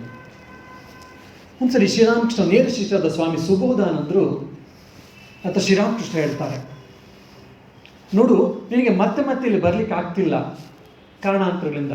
ಹೌದು ಠಾಕೂರ್ ಅಂತ ಹೇಳ್ತಾರೆ ಸುಬೋಧ್. ನೀನು ಇಲ್ಲಿಗೆ ಬರ್ಲಿಕ್ಕೆ ಆಗದೆ ಇರುವಂಥ ಸಮಯದಲ್ಲಿ ಒಂದು ಕೆಲಸ ಮಾಡು. ಕಲ್ಕತ್ತೆಯಲ್ಲಿ ಮಹೇಂದ್ರನಾಥ್ ಗುಪ್ತಾ ಇದ್ದಾನೆ, ಮಾಸ್ಟರ್ ಮಹಾಶಯ ಇದ್ದಾನೆ, ಅವ್ರ ಮನೆಗೆ ಹೋಗು. ಅವ್ರ ಮನೆಗೆ ಹೋಗಿ ಸ್ವಲ್ಪ ಸತ್ಸಂಗವನ್ನು ಮಾಡು, ಆವಾಗ ನಿನಗೆ ಒಳ್ಳೇದಾಗ್ತದೆ ಅಂತ. ಇವನೊಬ್ಬ ಯುವಕ, ತರುಣ ಸನ್ಯಾಸಿ ಆಗಬೇಕು ಅಂತ ಇದ್ದಾನೆ. ತರುಣ ಸನ್ಯಾಸಿ, ಆ ಸನ್ಯಾಸಿ ಸ್ಪಿರಿಟ್ ಅವನ ಇಡೀ ಮನಸ್ಸಿನಲ್ಲೇ ಇದೆ. ಅವನು ಹೇಳ್ತಾನೆ, ನಾನೊಬ್ಬ ಸನ್ಯಾಸಿ ಆಗುವವನು.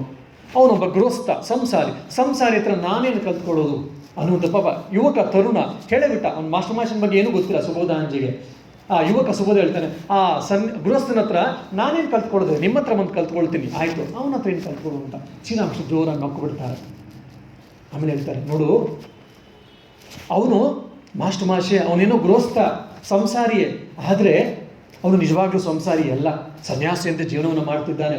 ಮತ್ತು ಅವನದು ಏನೂ ಹೇಳಲ್ಲ, ಎಲ್ಲ ಇಲ್ಲಿಂದ ಪಡ್ಕೊಂಡಿದ್ದಾನಲ್ಲ ಅದನ್ನಷ್ಟೇ ಹೇಳ್ತಾನೆ. ಹಾಗಾಗಿ ನಾನು ಹೇಳಿದ್ರು ಅವನು ಹೇಳಿದ್ರು ಕೂಡ ಅದರಲ್ಲೇನು ವ್ಯತ್ಯಾಸ ಹೆಚ್ಚಿರೋದಿಲ್ಲ. ಹಾಗಾಗಿ ನೀನು ಹೋಗಿ ಅವನಿಗೆ ಸತ್ಸಂಗವನ್ನು ಮಾಡು ಅಂತ ಹೇಳ್ತಾರೆ ಶ್ರೀರಾಮಕೃಷ್ಣ. ನೋಡಿ ಎಂತ ಇಲ್ಲಿಂದ ಏನು ಪಡ್ಕೊಂಡಿದ್ದಾನೋ ಅದನ್ನು ಅಷ್ಟೇ ಹೇಳೋದವನು. ಅವನದು ಅಂತ ಏನಿಲ್ಲ, ಅವನದು ಅಂತ ಇನ್ನೇನು ಹೇಳೋದು ಇಲ್ಲ. ಹಾಗಾಗಿ ಅವನೇನು ಹೇಳ್ತಿರೋ ಅದೆಲ್ಲ ಎಲ್ಲಿಂದ ಪಡ್ಕೊಂಡಿದ್ದು, ನಾನು ಉಪದೇಶನೇ ಅವನು ಹೇಳೋದು ಅಂತ ಹೇಳ್ತಾರೆ.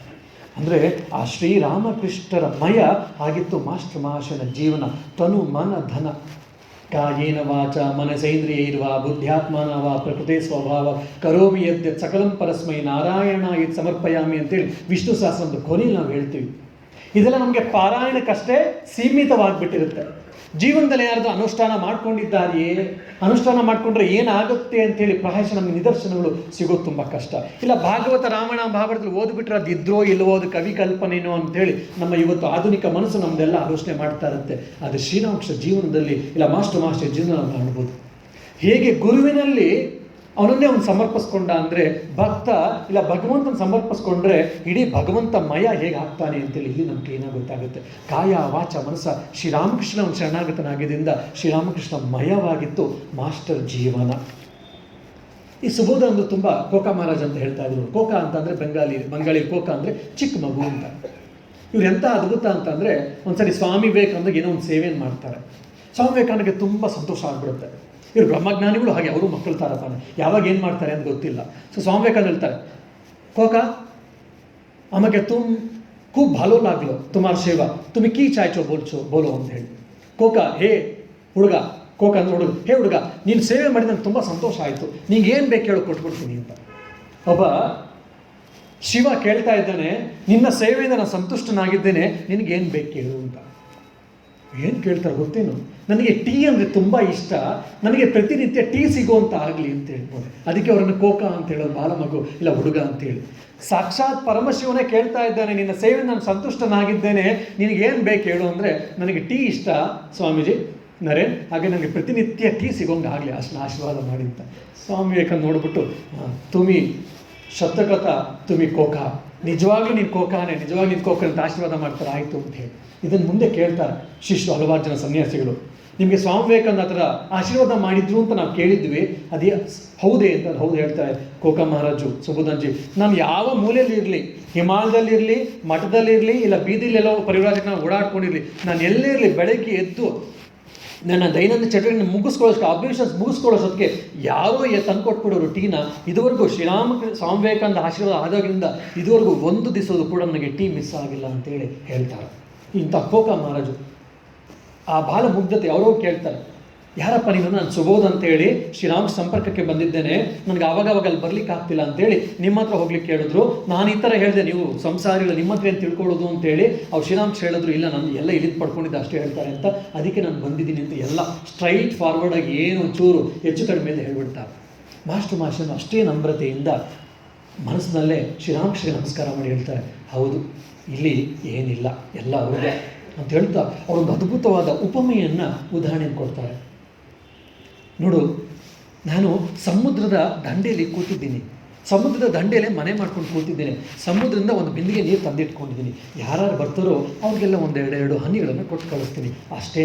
ನಂದಿನ್ನೇನು ಕೆಲಸ ಇಲ್ಲ, ನಂದಿನ್ನೇನು ಯಾವುದು ಅತಿಶಯೋಕ್ತಿ ಇಲ್ಲ, ನಂದು ಅಂತ ಇನ್ಯಾವುದು ಒರಿಜಿನಾಲಿಟಿ, ಏನು ಇಂಡಿವಿಜುವಾಲಿಟಿ ಇಲ್ಲ ಅಂತ ಹೇಳಿ. ಅಷ್ಟೆಲ್ಲ ನಮ್ಗೆ ಯಾರಿಗಾದ್ರು ಹೇಳಿದರೆ ನಾವು ನಮ್ಮ ಬೆನ್ನನ್ನು ತೊಡ್ಕೊಂಡಿರ್ತೀವಿ.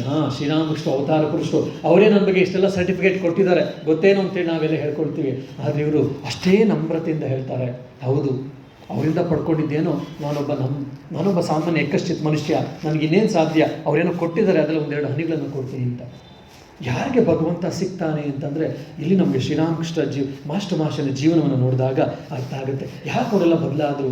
ಆತ್ಮಹತ್ಯೆ ಮಾಡ್ಕೊಳ್ಬೇಕಂತ ಯುವಕ ಆತ್ಮ ಸಾಕ್ಷಾತ್ಕಾರವನ್ನು ಮಾಡ್ಕೊಳ್ಳಿಕ್ಕೆ ಯಾಕೆ ಸಾಧ್ಯ ಅದಂದರೆ ಅವನ ಮನಸ್ಸಿನಲ್ಲಿ ಉಂಟಾದ ಪರಿವರ್ತನೆ, ಅವನ ಆಲೋಚನೆಗಳಲ್ಲಿ ಉಂಟಾದ ಪರಿವರ್ತನೆ. ಇದನ್ನು ನಾವು ಇವತ್ತು ಆ್ಯಟಿಟ್ಯೂಡ್ ಅಂತ ಹೇಳ್ತಾ ಇರ್ತೀವಿ, ದೃಷ್ಟಿಕೋನ. ಅವನ ದೃಷ್ಟಿಕೋನದಲ್ಲಿ ಉಂಟಾದ ಪರಿವರ್ತನೆಯಿಂದ ಅವನ ಈ ಥರ ಆಯಿತು. ಇದನ್ನೇ ಕನಕದಾಸರು ಹೇಳಿದ್ದು, ಇದನ್ನೇ ಕಾಳಿದಾಸರು ಕೂಡ ಹೇಳ್ತಾರೆ, ನಾನು ಹೋದರೆ ಹೋದೇನು, ಎಲ್ಲಿಗೆ? ಮೋಕ್ಷಕ್ಕೆ, ಪರಮಪದಕ್ಕೆ, ಸ್ವರ್ಗಕ್ಕೆ. ಯಾವುದೇ ನಾನು ಅನ್ನುವಂಥ ಈ ಕ್ಷುದ್ರವಾದ ಅಹಂಕಾರ ಹೋದರೆ ಪರಮ ಪದವನ್ನು, ಪರಮ ಗತಿಯನ್ನು, ಮೋಕ್ಷವನ್ನು, ಮುಕ್ತಿಯನ್ನು, ಭಗವಂತನನ್ನು ಪಡಿಬೋದು ಅಂಥೇಳಿ ಈ ಮಾಸ್ಟರ್ ಮಹಾಶಯನ್ನು ಜೀವನದಲ್ಲಿ ನಾವು ನೋಡಬಹುದು. ಇಷ್ಟೊತ್ತಾಗಲೇ ಶ್ರೀರಾಮಕೃಷ್ಣರ ಬಗ್ಗೆ ಸಾಕಷ್ಟು ಪ್ರಚಾರ ಆಗಿ ಹೋಗಿದೆ. ಯಾವ ಅಡ್ವರ್ಟೈಸ್ಮೆಂಟ್ ಏನು ಬಂದಿರಲಿಲ್ಲ, ಅವ್ರು ಯಾವುದನ್ನು ಕೂಡ ಪೇಪರ್ಗಳಲ್ಲಿ ಹಾಕ್ಸಿರಲಿಲ್ಲ. ಆದರೆ ಶ್ರೀರಾಮಕೃಷ್ಣದ ಪ್ರಭಾವಿತರಾದಂಥ ವ್ಯಕ್ತಿಗಳು ಅವರ ವೈಯಕ್ತಿಕ ಜೀವನದಲ್ಲಿ ಬದಲಾವಣೆಗಳಾಗಿದ್ದು, ಶ್ರೀರಾಮಕೃಷ್ಣ ಹಲವಾರು ಜನ ಹಲವಾರು ರೀತಿಯಲ್ಲಿ ಉಪಯೋಗವನ್ನು ಪಡ್ಕೊಂಡಿದ್ದಂಥ ಎಲ್ಲರೂ ಕೂಡ ಶ್ರೀರಾಮಕೃಷ್ಣ ಬಗ್ಗೆ ಗೊತ್ತಿರೋರ ಹತ್ರ ಹೇಳ್ತಾ ಎಷ್ಟೋ ಜನ ಬರಲಿಕ್ಕೆ ಪ್ರಾರಂಭ ಮಾಡಿದ್ದಾರೆ ದಕ್ಷಿಣೇಶ್ವರದಲ್ಲಿ. ಶ್ರೀರಾಮಕೃಷ್ಣಗೆ ಬೆಳಗ್ಗೆಯಿಂದ ರಾತ್ರಿವರೆಗೂ ಊಟ ತಿಂಡಿಗೂ ಸರಿಯಾಗಿ ಸಮಯ ಸಿಕ್ಕದೆ, ವಿಶ್ರಾಂತಿಗೂ ಸರಿಯಾಗಿ ಸಿಗದೆ ಅವಿರತವಾಗಿ ಮಾತಾಡ್ತಾರೆ. ಬೆಳಗ್ಗೆಯಿಂದ ರಾತ್ರಿವರೆಗೂ ಬಂದವರ ಉಪದೇಶ ಕೊಡ್ತಾನೇ ಇದ್ದಾರೆ. ಬಂದವರಿಂದ ನಮಸ್ಕಾರವನ್ನು ಸ್ವೀಕರಿಸಿ ಅವರ ಪಾಪಗಳನ್ನು ಕೂಡ ಸ್ವೀಕರಿಸ್ತಾ ಇದ್ದಾರೆ. ಸ್ವೀಕರಿಸ್ತಾ ಶ್ರೀರಾಮಕೃಷ್ಣ ಗಂಟಲಲ್ಲಿ ನೋವು ಪ್ರಾರಂಭ ಆಯಿತು. ಮೊದಲು ನೋವಿತ್ತು, ಅದು ನೋವು ಏನು ಅಂತ ಹೇಳಿ ಸುಮ್ಮನೆ ಆಯಿತು. ಮತ್ತು ಆಗಿನ ಕಾಲದ ಇದರಲ್ಲಿ ಸಣ್ಣ ಪುಟ್ಟ ವೈದ್ಯಕೀಯ ಉಪಚಾರಗಳನ್ನು ಮಾಡ್ತಾರೆ. ಕೆಲವರು ಟೀ ಕುಡಿಯೋದು ಒಳ್ಳೆಯದು ಅಂತ ಹೇಳ್ತಾರೆ, ಟೀ ಕುಡಿತಾರೆ. ಇನ್ನು ಕೆಲವರು ಐಸ್ ಕ್ರೀಮ್ ತಿನ್ನಿ ಒಳ್ಳೆಯದಾಗುತ್ತೆ ಅಂತ. ಎಲ್ಲ ಶ್ರೀರಾಮಕೃಷ್ಣ ಮುಗ್ಧ ಸ್ವಭಾವ, ಯಾರು ಏನಾದರೂ ನಂಬ್ತಾ ಇದ್ರು ಪಾಪ. ಎರಡು ಐಸ್ ಕ್ರೀಮ್ ತಿಂದರೆ ಚೆನ್ನಾಗಿರ್ತದೆ. ಶ್ರೀರಾಮಕೃಷ್ಣಗೆ ಟೀ ಮತ್ತು ಐಸ್ ಕ್ರೀಮ್ ಎರಡೂ ಇಷ್ಟ ಅಂತೇಳಿ ಅವ್ರ ಜೀವನದಲ್ಲಿ ನಾವು ನೋಡ್ತೀವಿ. ಸೊ ಹಾಗಾಗಿ ಐಸ್ ಕ್ರೀಮ್ ತಂದು ಕೊಡ್ತಾ ಇದ್ರಲ್ಲ, ಐಸ್ ಕ್ರೀಮ್ ಅಂದರೆ ಆಗಿನ ಕಾಲದಲ್ಲಿ ಐಸ್ ಕ್ಯಾಂಡಿ, ಐಸ್ ಮಾತ್ರ, ಐಸನ್ನು ಕೂಡ ತಿಂತಾಯಿದ್ರು. ಈ ರೀತಿ ಮಾಡ್ತಾ ನೋವು ಜಾಸ್ತಿ ಆಗ್ತಾ ಹೋಗುತ್ತೆ. ಕೊನೆಗೆ ಅದು ಗಂಟಲ ಕ್ಯಾನ್ಸರ್ ಅಂತೇಳಿ ಡಯಾಗ್ನೋಸಿಸ್ ಆಗುತ್ತೆ ಆಗಿನ ಕಾಲದಲ್ಲಿ. ಸೊ ಅವಾಗ ಜಟ್ಕಾ ಬಂಡಿಯಲ್ಲಿ ವೈದ್ಯರನ್ನು ಕಲ್ಕತ್ತೆಯಿಂದ ದಕ್ಷಿಣೇಶ್ವರಕ್ಕೆ ಕರ್ಕೊಂಡು ಬರ್ತಾ ಇದ್ರು. ಕೆಲವು ದಿವಸ ಆದಮೇಲೆ ಬರೋದು ಕಷ್ಟ ಆಗ್ತಾ ಇದೆ, ವ್ಯವಸ್ಥೆಗೂ ಕಷ್ಟ ಆಗ್ತಿದೆ, ಶ್ರೀರಾಮಕೃಷ್ಣರು ಕಷ್ಟ ಆಗುತ್ತೆ ಇದ್ರೆ ನಾವು ಅಂತ ಹೇಳಿ ಶ್ರೀರಾಮಕೃಷ್ಣರ ಮಾತಾಡಿಸಿ ಅವ್ರನ್ನ ಒಪ್ಪಿಗೆ ಮಾಡಿ ಶಾಂಪುರದೊಂದು ಬಾಡಿಗೆ ಮನೆಯನ್ನು ಗೊತ್ತು ಮಾಡಿ ಅವರೆಲ್ಲ ಗೃಹಸ್ಥ ಶಿಷ್ಯರು ಶ್ರೀರಾಮಕೃಷ್ಣ ಕರ್ಕೊಂಡು ಬರ್ತಾರೆ. ಇವರು ದಕ್ಷಿಣೇಶ್ವರದಲ್ಲಿದ್ದರು. ರೂಮಿನ ಕೋಣೆನೂ ತುಂಬ ಸಣ್ಣದಾಗಿತ್ತು, ಆದರೆ ತುಂಬ ದೊಡ್ಡ ಜಾಗದ ಪ್ರದೇಶ, ಆರಾಮಾಗಿ ಓಡಾಡ್ಕೊಂಡು ಇರ್ತಿದ್ರು. ಅವ್ರಿಗೆಲ್ಲ ಒಂದ್ಸರಿ ದಕ್ಷಿಣೇಶ್ವರ ದೇವಸ್ಥಾನದಲ್ಲಿ, ಒಂದ್ಸರಿ ಅವ್ರ ಕೋಣೆಯಲ್ಲಿ, ಒಂದ್ಸರಿ ಪಂಚವಟಿಲಿ ಹಾಗೆ ಸುತ್ತ ಆಡ್ಕೊಂಡಿರ್ತಾರೆ ಶ್ರೀರಾಮಕೃಷ್ಣರು. ಆ ರೀತಿ ಮತ್ತೆ ಅವ್ರು ಬಂದಿದ್ದಂಥದ್ದು ಕಾಮಾರ್ಪುರ ಹಳ್ಳಿ ಪ್ರದೇಶದಿಂದ. ಅಂಥ ಶ್ರೀರಾಮಕೃಷ್ಣಗೆ ಒಂದು ಸಣ್ಣ ಶಾಂಪುರದ ಮನೆಯಲ್ಲಿ ಮತ್ತು ಆ ಕಲುಷಿತವಾದ ವಾತಾವರಣ ಇರಲಿಕ್ಕೆ ಸಾಧ್ಯ ಆಗಲಿಲ್ಲ. ತುಂಬ ಕಷ್ಟ ಆಯಿತು ಮನಸ್ಸಿಗೆ. ಅವ್ರು ಹೇಳಿಬಿಟ್ರು, ನನಗೆ ಇರಲಿಕ್ಕೆ ಆಗ್ತಿಲ್ಲ, ಯಾಕೋ ಕಸಿಬಿಸಿ ಆಗ್ತಾ ಇದೆ ಅಂತೇಳಿ ಶ್ರೀರಾಮಕೃಷ್ಣರು ನಡ್ಕೊಂಡು ಬಲರಾಮ್ ಬೋಸನ್ ಮನೆಗೆ ಹೊರಟೋಗ್ತಾರೆ. ನಾನು ಬಲರಾಮ್ ಬೋಸನ್ ಮನೇಲೇ ಇರ್ತೀನಿ ಅಂತ. ಆಮೇಲಿಂದ ಆ ಬಲರಾಮ್ ಬೋಸನ್ ಮನೇಲೇನೋ ಇದ್ದರೂ ವ್ಯವಸ್ಥೆನೂ ಇತ್ತು, ಅದರ ಕಲುಷಿತ ವಾತಾವರಣದ ಯಾವ ರೀತಿಯಾದಂತಹ ಗುಣಮುಖ ಆಗಲಿಲ್ಲ. ಮತ್ತೊಂದು 10-15 ದಿವಸದಲ್ಲೇ ಒಂದು ಔಟ್ ಹೌಸ್ ಅಂತೇಳಿ ಊರಿನ ಹೊರಗಡೆ ಇರುವಂಥ ಕಾಶೀಪುರ ಉದ್ಯಾನ ಭಾಟಿ ಅಂತ ನಾವು ಇವತ್ತೇನು ಕರಿತೀವಲ್ಲ, ಆ ಮನೆನ ಗುರ್ತು ಮಾಡಿ ಶ್ರೀರಾಮಕೃಷ್ಣ ಅಲ್ಲಿಗೆ ವರ್ಗಾವಣೆ ಮಾಡ್ತಾರೆ. ಶ್ರೀರಾಮಕೃಷ್ಣ ನೋಡಿದಾಗ ಅದು ಸಂತೋಷ ಅನಿಸುತ್ತೆ. ಅಲ್ಲೇ ಇರ್ತಾರೆ ಶ್ರೀರಾಮಕೃಷ್ಣಗೆ. ಈ ಮಾಸ್ಟರ್ ಮಹಾಶಯ ಯಾವ ಥರ ಸೇವೆ ಮಾಡಬೇಕು ಅಂತಿದ್ದೆ ಯೋಚನೆ ಮಾಡಿ. ಶ್ರೀರಾಮಕೃಷ್ಣರನ್ನು ಕಾಶೀಪುರ ಕರ್ಕೊಂಬಂದು ಇಟ್ಟಿದ ತಕ್ಷಣವೇ ಬಡೋಗೋಪಾಲ್ ಸ್ವಾಮಿ ಅದ್ವೈತಾಂಜೆ ಮಹಾರಾಜ ಹತ್ರ 10 ರೂಪಾಯಿ ಕೊಟ್ಟು ಹೇಳ್ತಾರೆ ಮಾಸ್ಟರ್ ಮಹಾಶಯ, ನೋಡು ಶ್ರೀರಾಮಕೃಷ್ಣ ಬೇಗ ಅದ್ಭುತವಾದ ಎಲ್ಲ ಬೆಸ್ಟ್ ಪಾಸಿಬಲ್ ಮೆಡಿಕಲ್ ಫೆಸಿಲಿಟಿ ನಾವು ಕೊಡ್ತಾ ಇದ್ದೀವಿ, ಶ್ರೀರಾಮಕೃಷ್ಣ ಬೇಗ ಗುಣಮುಖ ಆಗಿಬಿಡ್ತಾರೆ, ಅವರು ವಾಪಸ್ ಹೋಗೋಷ್ಟೊತ್ತಿಗೆ ಅವರ ಕೋಣೆ ಚೆನ್ನಾಗಿರಬೇಕು, ಹಾಗಾಗಿ 10 ರೂಪಾಯಿ ಕೊಡ್ತಾ ಇದ್ದೀನಿ, ಈ 10 ರೂಪಾಯಿಂದ ಶ್ರೀರಾಮಕೃಷ್ಣ ಕೋಣೆಯನ್ನು ಸುಣ್ಣ ಬಣ್ಣ ಎಲ್ಲ ಓಡಿಸಿ ರೆಡಿ ಮಾಡಿಸಿ ಇಟ್ಬಿಟ್ಟಿರು, ಶ್ರೀರಾಮಕೃಷ್ಣ ಬಂದಾಗ ಗುರುಪ್ರವೇಶ ಆದಂಗೆ ಒಳ್ಳೆ ಹೊಸ ಮನೆ ಇದ್ದಂಗೆ, ಹೊಸ ಕೋಣೆ ಇದ್ದಂಗೆ ಕಾಣಬೇಕು ಅಂತೇಳಿ. ಇದನ್ನು ಯಾರೂ ಹೇಳಿಲ್ಲ. ಅವರಿಗೆ ಅವ್ರಿಗೆ ಬರ್ತಿದ್ದೆ ಸ್ವಲ್ಪ ದುಡ್ಡು. ಆಗಿನ ಕಾಲದಲ್ಲಿ 10 ರೂಪಾಯಿ ತುಂಬ ದೊಡ್ಡ ವಿಷಯ. 10 ರೂಪಾಯಿನ ಕೊಟ್ಟು ಮಾಸ್ಟರ್ ಮಹಾಶಯ ಅದ್ವೈತಾಂಜಿ ಅಥವಾ ಬಡವ ಗೋಪಾಲ್ ಹತ್ರ ಕೊಟ್ಟು ಮಾತಾಡ್ತಾರೆ. ನೋಡಿ ಹೇಗೆ ಸೇವೆಯನ್ನು ಮಾಡಬೇಕು ಅಂತ ಶ್ರೀರಾಮಕೃಷ್ಣಗೆ ಮಾಸ್ಟರ್ ಮಹಾಶಯನ ಮನಸ್ಸಲ್ಲಿ ಇತ್ತು ಅಂತ ನಮಗೆ ಅರ್ಥ ಆಗುತ್ತೆ. ಇದು ಗೊತ್ತಾಗಿ ಮಾಸ್ಟರ್ ಮಹಾಶಯನಿಗೆ ಶ್ರೀರಾಮಕೃಷ್ಣ ಹೇಳ್ತಾರೆ, ಸುಣ್ಣ ಬಣ್ಣೆಲ್ಲ ಓಡಿಸೋದು ಬೇಕಾಗಿಲ್ಲ ಅಂತ. ಪ್ರಾಯಶಃ ಅವ್ರಿಗೆ ಅರ್ಥ ಆಗಿತ್ತು ಅನಿಸುತ್ತೆ, ನಾನಿನ್ನು ಮತ್ತೆ ವಾಪಸ್ ದಕ್ಷಿಣೇಶ್ವರಕ್ಕೆ ಹೋಗಲ್ಲ ಅಂತ. ಇದನ್ನು ನಾನು ಪ್ರಾಯಶಃ ಒಂದ್ಸರಿ ನನ್ನ ಒಂದು ಉಪನ್ಯಾಸದಲ್ಲಿ ಹೇಳಿದ್ದೆ. ದಕ್ಷಿಣೇಶ್ವರದಿದ್ದು ಅಷ್ಟೆಲ್ಲ ವರ್ಷ ಸಾಧನೆಯನ್ನು ಮಾಡಿ ಮತ್ತು ಶಾಂಪುರಕ್ಕೆ ಬಂದು ಆಮೇಲೆ ಕಾಶೀಪುರಕ್ಕೆ ಬಂದಂಥ ಶ್ರೀರಾಮಕೃಷ್ಣರು ಹಲವಾರು ತಿಂಗಳುಗಳಿರ್ತಾರೆ. ಕಾಶಿ ಒಂದು ಒಮ್ಮೆ ಆದರೂ ಕೂಡ ನಾನು ದಕ್ಷಿಣೇಶ್ವರ ಅಷ್ಟು ವರ್ಷ ಇದ್ದೆ, ನನ್ನ ಭೌತಾಣಿ ಕಾಳಿ ಇದ್ಲು, ನಾನು ಸಾಧನೆ ಮಾಡಿದ ಪಂಚವಟಿ ಜಾಗ ಎಲ್ಲವೂ ಇದೆ, ಒಂದ್ಸರಿ ಹೋಗಿ ನೋಡ್ಕೊಂಬರೋಣ, ನನಗೊಂದು ಜಟ್ಕಾ ಬಂಡಿ ವ್ಯವಸ್ಥೆಯನ್ನು ಮಾಡಿ ಅಂತ ಒಮ್ಮೆಯೂ ಕೂಡ ಶ್ರೀರಾಮಕೃಷ್ಣ ಹೇಳಿಲ್ಲ. ದಕ್ಷಿಣೇಶ್ವರನ ಬಿಟ್ಟು ಬಂದ ಮೇಲೆ ಒಮ್ಮೆಯೂ ಶ್ರೀರಾಮಕೃಷ್ಣ ವಾಪಸ್ ಹೋಗಲಿಲ್ಲ. ಎಂಥ ನಿರ್ಲಿಪ್ತ ಭಾವ, ಡಿಟ್ಯಾಚ್ಮೆಂಟ್ ಅಂತ ನಾವು ಹೇಳ್ತೀವಲ್ಲ, ಪವರ್ ಆಫ್ ಡಿಟ್ಯಾಚ್ಮೆಂಟ್. ಪದ್ಮಪತ್ರಂ ವಿವಾಂಬಸ ಅಂತೇಳಿ ಗೀತೆಯಲ್ಲಿ ಕೂಡ ನಾವು ಓದ್ತೀವಿ. ಅದನ್ನು ನಾವು ಶ್ರೀರಾಮಕೃಷ್ಣ ಜೀವನದಲ್ಲಿ ನೋಡಬಹುದು. ಇದೆಲ್ಲ ಒಂದೊಂದು ಗುಣವನ್ನು ಶ್ರೀರಾಮಕೃಷ್ಣ ಜೀವನದ ಒಂದೊಂದು ಘಟನೆಯನ್ನು ಆಳವಾಗಿ ಭಾವಿಸಿದಾಗ ಮಾತ್ರ ಇದಾಗುತ್ತೆ. ಇವನು ಎಂಥ ಸೇವಾ ತತ್ಪರನಾಗಿದ್ದ ಮಾಸ್ಟರ್ ಮಹಾಶಯನು. ಯಾರೂ ಹೇಳ್ದಿರೋಕ್ಕೆ ಮುಂಚೆ ಶ್ರೀರಾಮಕೃಷ್ಣ ಬಂದ ತಕ್ಷಣ ವಾಪಸ್ ಹೋಗ್ತಾರೆ ನನ್ನ ಗುರುದೇವ, ವಾಪಸ್ ಹೋದಾಗ ಅವರ ಕೋಣೆ ಸುಸಜ್ಜಿತವಾಗಿರಬೇಕು, ಎಲ್ಲ ಚೆನ್ನಾಗಿರಬೇಕು ಅಂತೇಳಿ ಸುಣ್ಣ ಬಣ್ಣವನ್ನು ಮಾಡು ಅಂತೇಳಿ ಬಡವ ಗೋಪಾಲ್ದಾಗೆ ಕೊಡ್ತಾರೆ ಅಂತಂದರೆ ಎಂಥ ಅದ್ಭುತ. ಮತ್ತು ರಾತ್ರಿ ಇವರು ಸೇವೆಯನ್ನು ಮಾಡ್ತಾಯಿದ್ರು, ಬೆಳಗ್ಗೆ ಹೋಗ್ತಾಯಿದ್ರು, ಬೆಳಗ್ಗೆ ಹೋಗಿ ಆದರೆ 1 ಗಂಟೆ 2 ಗಂಟೆ ಮಲಗ್ತಾಯಿದ್ರು, ಇಲ್ಲ ಲೇಟ್ ಆಗಿತ್ತು ಅಂದರೆ ಸ್ನಾನವನ್ನು ಮಾಡಿ ಮತ್ತೆ ಸ್ಕೂಲ್ಗೆ ಹೊರಟೋಗ್ತಾಯಿದ್ರು. ಸ್ಕೂಲ್ಗೆ ಹೋಗೋದು, ಪಾಠಗಳನ್ನು ಮಾಡಿ ಅಡ್ಮಿನಿಸ್ಟ್ರೇಷನ್ ವರ್ಕ್ ಮಾಡ್ಕೊಳ್ಳೋದು, ಮಧ್ಯಾಹ್ನ ಊಟ ಸಮಯದಲ್ಲಿ ಮತ್ತೆ ಓಡಿ ಬರೋದು ಕಾಶೀಪುರಕ್ಕೆ. ಓಡಿ ಬಂದು ಶ್ರೀರಾಮಕೃಷ್ಣಗೆ ಏನಾದರೂ ಅಗತ್ಯ ಇದೆಯೇ ಹೇಗಿದೆ ಅಂತೆಲ್ಲ ಮಾಡಿ ಸೇವೆಯನ್ನು ಮಾಡಿಕೊಂಡು ಮತ್ತೆ ಸ್ಕೂಲ್ಗೆ ಓಡಿ ಹೋಗೋದು, ಸ್ಕೂಲಲ್ಲಿ ಮತ್ತೆ ಅವರ ಕೆಲಸಗಳು ಮುಗಿಸ್ಕೊಳ್ಳೋದು, ಮತ್ತೆ ಕಾಶೀಪುರಕ್ಕೆ ಓಡಿ ಬರೋದು. ಇದು 1 ದಿವಸ ಅಲ್ಲ, 2 ದಿವಸ ಅಲ್ಲ, ಹಲವಾರು ತಿಂಗಳು ಮಾಡಿದ್ದಾರೆ. ಮಧ್ಯಾಹ್ನದ ಊಟಕ್ಕೆ ಎಲ್ಲಾದರೂ ನಾನು ಶಾಲೆಯಿಂದ ಮನೆಗೆ ಹೋದರೆ ನನಗೆ ಟೈಮ್ ವೇಸ್ಟ್ ಆಗುತ್ತೆ, ಮನೇಲಿ ಏನಾದರೂ ಹೆಂಡತಿ ಹೇಳ್ತಾಳೆ ಇನ್ನೇನೋ ಆಗುತ್ತೆ, ಟೈಮ್ ವೇಸ್ಟ್ ಆಗುತ್ತೆ, ನಾನು ಕಾಶೀಪುರಕ್ಕೆ ಹೋಗಿ ಅಲ್ಲಿ ಸ್ಪೆಂಡ್ ಮಾಡುವಂಥ ಸಮಯ ಕಡಿಮೆ ಆಗ್ಬೋದು ಅಂತೇಳಿ ಅವನೊಂದು ವಾಚ್ಮ್ಯಾನ್ ಇರ್ತಾನೆ ಅದೇ ಶಾಲೆಗೆ. ಅವನೇನೋ ಪಾಪ ಅಲ್ಲೇ ಒಂದು 4 ಪುಳ್ಳೆಗಳನ್ನು ಹಾಕಿಕೊಂಡು ಅವನ ಹಿಟ್ಟಿನಲ್ಲೇ ಒಂದು ರೋಟಿಯನ್ನು ಮಾಡ್ಕೊಳ್ತಿರ್ತಾನೆ. ಅವ್ನು ಹೇಳ್ತಾರೆ ನನಗೊಂದು 2 ರೋಟಿನ ಕೊಡ್ತೀಯ ಅಂತ. ಶಾಲೆ ಹೆಡ್ ಮಾಸ್ಟ್ರು ಕೇಳಿದಾಗ ಇಲ್ಲ ಅಂತ ಹೇಳೋಕ್ಕಾಗುತ್ತೆ ಪಾಪ ಅವ್ನು ವಾಚ್ಮ್ಯಾನ್. ಆಯಿತು ಅಂತೇಳಿ. ಯಾಕೆ ಗೊತ್ತೇನು, ನಾನು ಎಲ್ಲಿ ಮನೆಗೆ ಹೋಗಿ ಮನೆಯಲ್ಲಿ ಊಟವನ್ನು ಮಾಡ್ಕೊಂಡು ಕಾಶೀಪುರಕ್ಕೆ ಹೋದರೆ ಸಮಯ ವೇಸ್ಟ್ ಆಗುತ್ತೆ, ಶ್ರೀರಾಮಕೃಷ್ಣ ಸೇವೆ ಮಾಡಲಿಕ್ಕೆ ನನಗೆ ಕಡಿಮೆ ಆಗುತ್ತೆ ಅಂತೇಳಿ ಆ ರೊಟ್ಟಿನ ಎಷ್ಟೋ ಬಾರಿ ಪಲ್ಯ ಅದು ಏನೂ ಇರ್ತಿರಲಿಲ್ಲ, 2 ರೊಟ್ಟಿಯನ್ನು ಅವನು ಮಾಡಿಕೊಟ್ಟಂತಹ ಕೂಲಿ ಅವನಿಲ್ಲ ವಾಚ್ಮ್ಯಾನ್ ಕೊಟ್ಟಿರಂತ ಅದೇ ಟನ್ ಗಬಗಬ ತಿಂದುಬಿಟ್ಟು ಸುಮ್ಮನೆ ಹೊಡಿ ಹೋಗ್ತಾಯಿದ್ರು ಕಾಶೀಪುರಕ್ಕೆ ಮಾಸ್ಟರ್ ಮಹಾಶಯ ಶ್ರೀರಾಮಕೃಷ್ಣ ಸೇವೆಯನ್ನು ಮಾಡಬೇಕು ಅಂತ. ಹೇಗೆ ಇದು 1 ದಿವಸ ಅಲ್ಲ, 2 ದಿವಸ ಅಲ್ಲ, ಹಲವಾರು ತಿಂಗಳುಗಳಾಗಿತ್ತು. ಇದನ್ನೆಲ್ಲ ಯಾರೂ ಐಡಿಯಾ ಕೊಡಲಿಲ್ಲ ಮಾಸ್ಟರ್ ಮಹಾಶಯನಿಗೆ. ಅವರ ಮನಸ್ಸಿನಲ್ಲೇ ಬರ್ತಾಯಿತ್ತು. ಯಾಕಂದರೆ ನನ್ನ ಗುರುದೇವರ ಸೇವೆಯನ್ನು ಮಾಡಬೇಕು, ನನ್ನ ಆರಾಧ್ಯ ದೈವನ ಸೇವೆಯನ್ನು ಮಾಡಬೇಕು ಅಂತ. ಎಂತಹ ನಿಷ್ಕಲ್ಮಶವಾದ ಭಕ್ತಿ, ಎಂತಹ ಶ್ರದ್ಧೆ, ಎಂತಹ ವ್ಯಾಕುಲತೆ. ಶ್ರದ್ಧೆ ಶ್ರದ್ಧೆ ಶ್ರದ್ಧೆ ಅಂತ ಶ್ರೀರಾಮಕೃಷ್ಣ ಮತ್ತೆ ಮತ್ತೆ ಮತ್ತೆ ಮತ್ತೆ ಹೇಳೋದನ್ನು ನಾವು ವಚನ ವೇದದಲ್ಲಿ ಕಾಣ್ತೀವಿ. ನಮಗೂ ಎಷ್ಟೋ ಬಾರಿ ಅನ್ಸಿರುತ್ತೆ, ನಮಗೂ ಭಗವಂತನ ಮೇಲೆ ಶ್ರದ್ಧೆ ಇದೆ, ನಾನು ಆತ್ಮ ಅನ್ನುವಂಥ ಶ್ರದ್ಧೆ ನಮ್ಮ ಮೇಲೆ ನಮಗಿದೆ, ದಿವ್ಯತ್ವರು ಇದ್ದಾರೆ, ಶ್ರೀರಾಮಕೃಷ್ಣ ಇದ್ದಾರೆ ಅಂತ ಶ್ರದ್ಧೆ ನಮಗೆಲ್ಲ ಇದೆ ನಾವು ಅಂದ್ಕೊಳ್ತೀವಿ. ಆ ಶ್ರದ್ಧೆ ಇರುವುದು ಸತ್ಯವಾದರೆ, ಅದು ಸಂಪೂರ್ಣವಾದಂತಹ ಪರಿಪಕ್ವವಾಗಿದ್ದರೆ ಈ ರೀತಿ ನಾವಾಗಿರ್ತೀವಿ.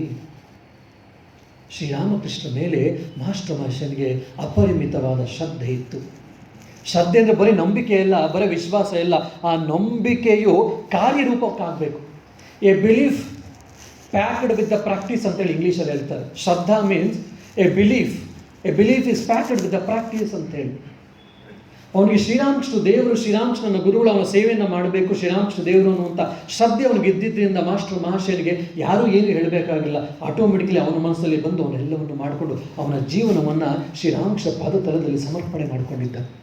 ಯಾವಾಗ ನಮಗೆ ಆ ಭಗವಂತ ಇದ್ದಾನೆ ಅಂತೇಳಿ ನಮಗೆ ಶ್ರದ್ಧೆ ನಿಜವಾಗ್ಲೂ ಬರುತ್ತೆ ಅಂತಂದರೆ, ಯಾವಾಗ ನಾವು ಈ ಥರ ಭಗವಂತನ ಸೇವೆಯನ್ನು ಮಾಡ್ತೀವೋ, ಭಗವಂತನಿಗೋಸ್ಕರ ಜೀವನವನ್ನು ಮಾಡ್ತೀವೋ, ಭಗವಂತನಿಗೋಸ್ಕರ ಸರ್ವವನ್ನೂ ಸಮರ್ಪಣೆಯನ್ನು ಮಾಡ್ತೀವೋ, ಆವಾಗ ಮಾತ್ರ ನಾವು ಹೇಳ್ಬೋದು ನಮಗೆ ಭಗವಂತ ಇದ್ದಾನೆ ಅಂತ ನಮಗೆ ಶ್ರದ್ಧೆ ಬರ್ತಾ ಇದೆ ಅಂತ. ಇಲ್ಲ ಅಂದರೆ ಒಂದು ಪ್ರಯತ್ನವನ್ನು ಮಾಡ್ತಾ ಇದ್ದೀವಿ ಅಂತ. ಅಂಥ ಶ್ರದ್ಧೆ ನಮಗೇನಾದರೂ ಉಂಟಾಯಿತು ಅಂತ ಅಂದರೆ ಆವಾಗ ನಮಗಿನ್ನೇನೂ ಬೇಕಾಗುವುದಿಲ್ಲ. ಆ ಶ್ರದ್ಧೆ ನಮ್ಮನ್ನು ಕಾಪಾಡುತ್ತೆ, ಆ ಶ್ರದ್ಧೆ ನಮ್ಮನ್ನು ಮುಂದಕ್ಕೆ ಕರ್ಕೊಂಡು ಹೋಗುತ್ತೆ, ಆ ಶ್ರದ್ಧೆ ನಮ್ಮನ್ನು ಭಗವತ್ ಸಾಕ್ಷಾತ್ಕಾರ ಉಂಟಾಗಲಿಕ್ಕೆ ನಮ್ಮನ್ನು ತಯಾರಿ ಮಾಡಿ ಕರ್ಕೊಂಡು ಹೋಗ್ಬಿಡುತ್ತೆ. ಅಂಥ ಶ್ರದ್ಧೆಯ ಮೂರ್ತ ಸ್ವರೂಪರು ದಿವ್ಯತ್ರೆಯರು, ಅವರೆಲ್ಲ ಆ ಶಿಷ್ಯ ಪರಂಪರೆ. ಅಂತಹ ದಿವ್ಯ ಪರಂಪರೆಯಲ್ಲಿ ನಾವು ಕೂಡ ಬಂದಿದ್ದೇವೆ, ಆ ಪರಂಪರೆಯ ಇದರಲ್ಲಿದ್ದೇವೆ. ಆ ದಿವ್ಯತ್ರೆಯರು ನಮಗೂ ಕೂಡ ಅಂಥ ಶ್ರದ್ಧೆಯನ್ನು ಕೊಡಲಿ, ಅವರ ಇರುವಿಕೆಯಲ್ಲಿ ಶ್ರದ್ಧೆಯನ್ನು ಕೊಟ್ಟು ಅವ್ರಿಗೋಸ್ಕರ ಜೀವನವನ್ನು ಮಾಡ್ತಾ ನಮ್ಮ ಜೀವನವನ್ನು ಸದುಪಯೋಗ ಮಾಡ್ಕೊಳ್ಳೋಣ, ನಮ್ಮ ಜೀವನ ಧನ್ಯವನ್ನಾಗಿ ಮಾಡ್ಕೊಳ್ಳೋಣ. ಅಂಥ ಶ್ರದ್ಧೆಯನ್ನು ದಿವ್ಯತ್ವ ನಮಗೆಲ್ಲ ಕರುಣಿಸಲಿ ಅಂತೇಳಿ ಈ ಕೆಲವೊಂದು ಮಾತಿನ ಪುಷ್ಪಗಳನ್ನು ಅವರ ಅಡಿದವಲ್ಲಿ ಸಮರ್ಪಿಸಿ ನನ್ನ ಮಾತನ್ನು ಮುಗಿಸ್ತೇನೆ. ಜೈ ರಾಮಕೃಷ್ಣ.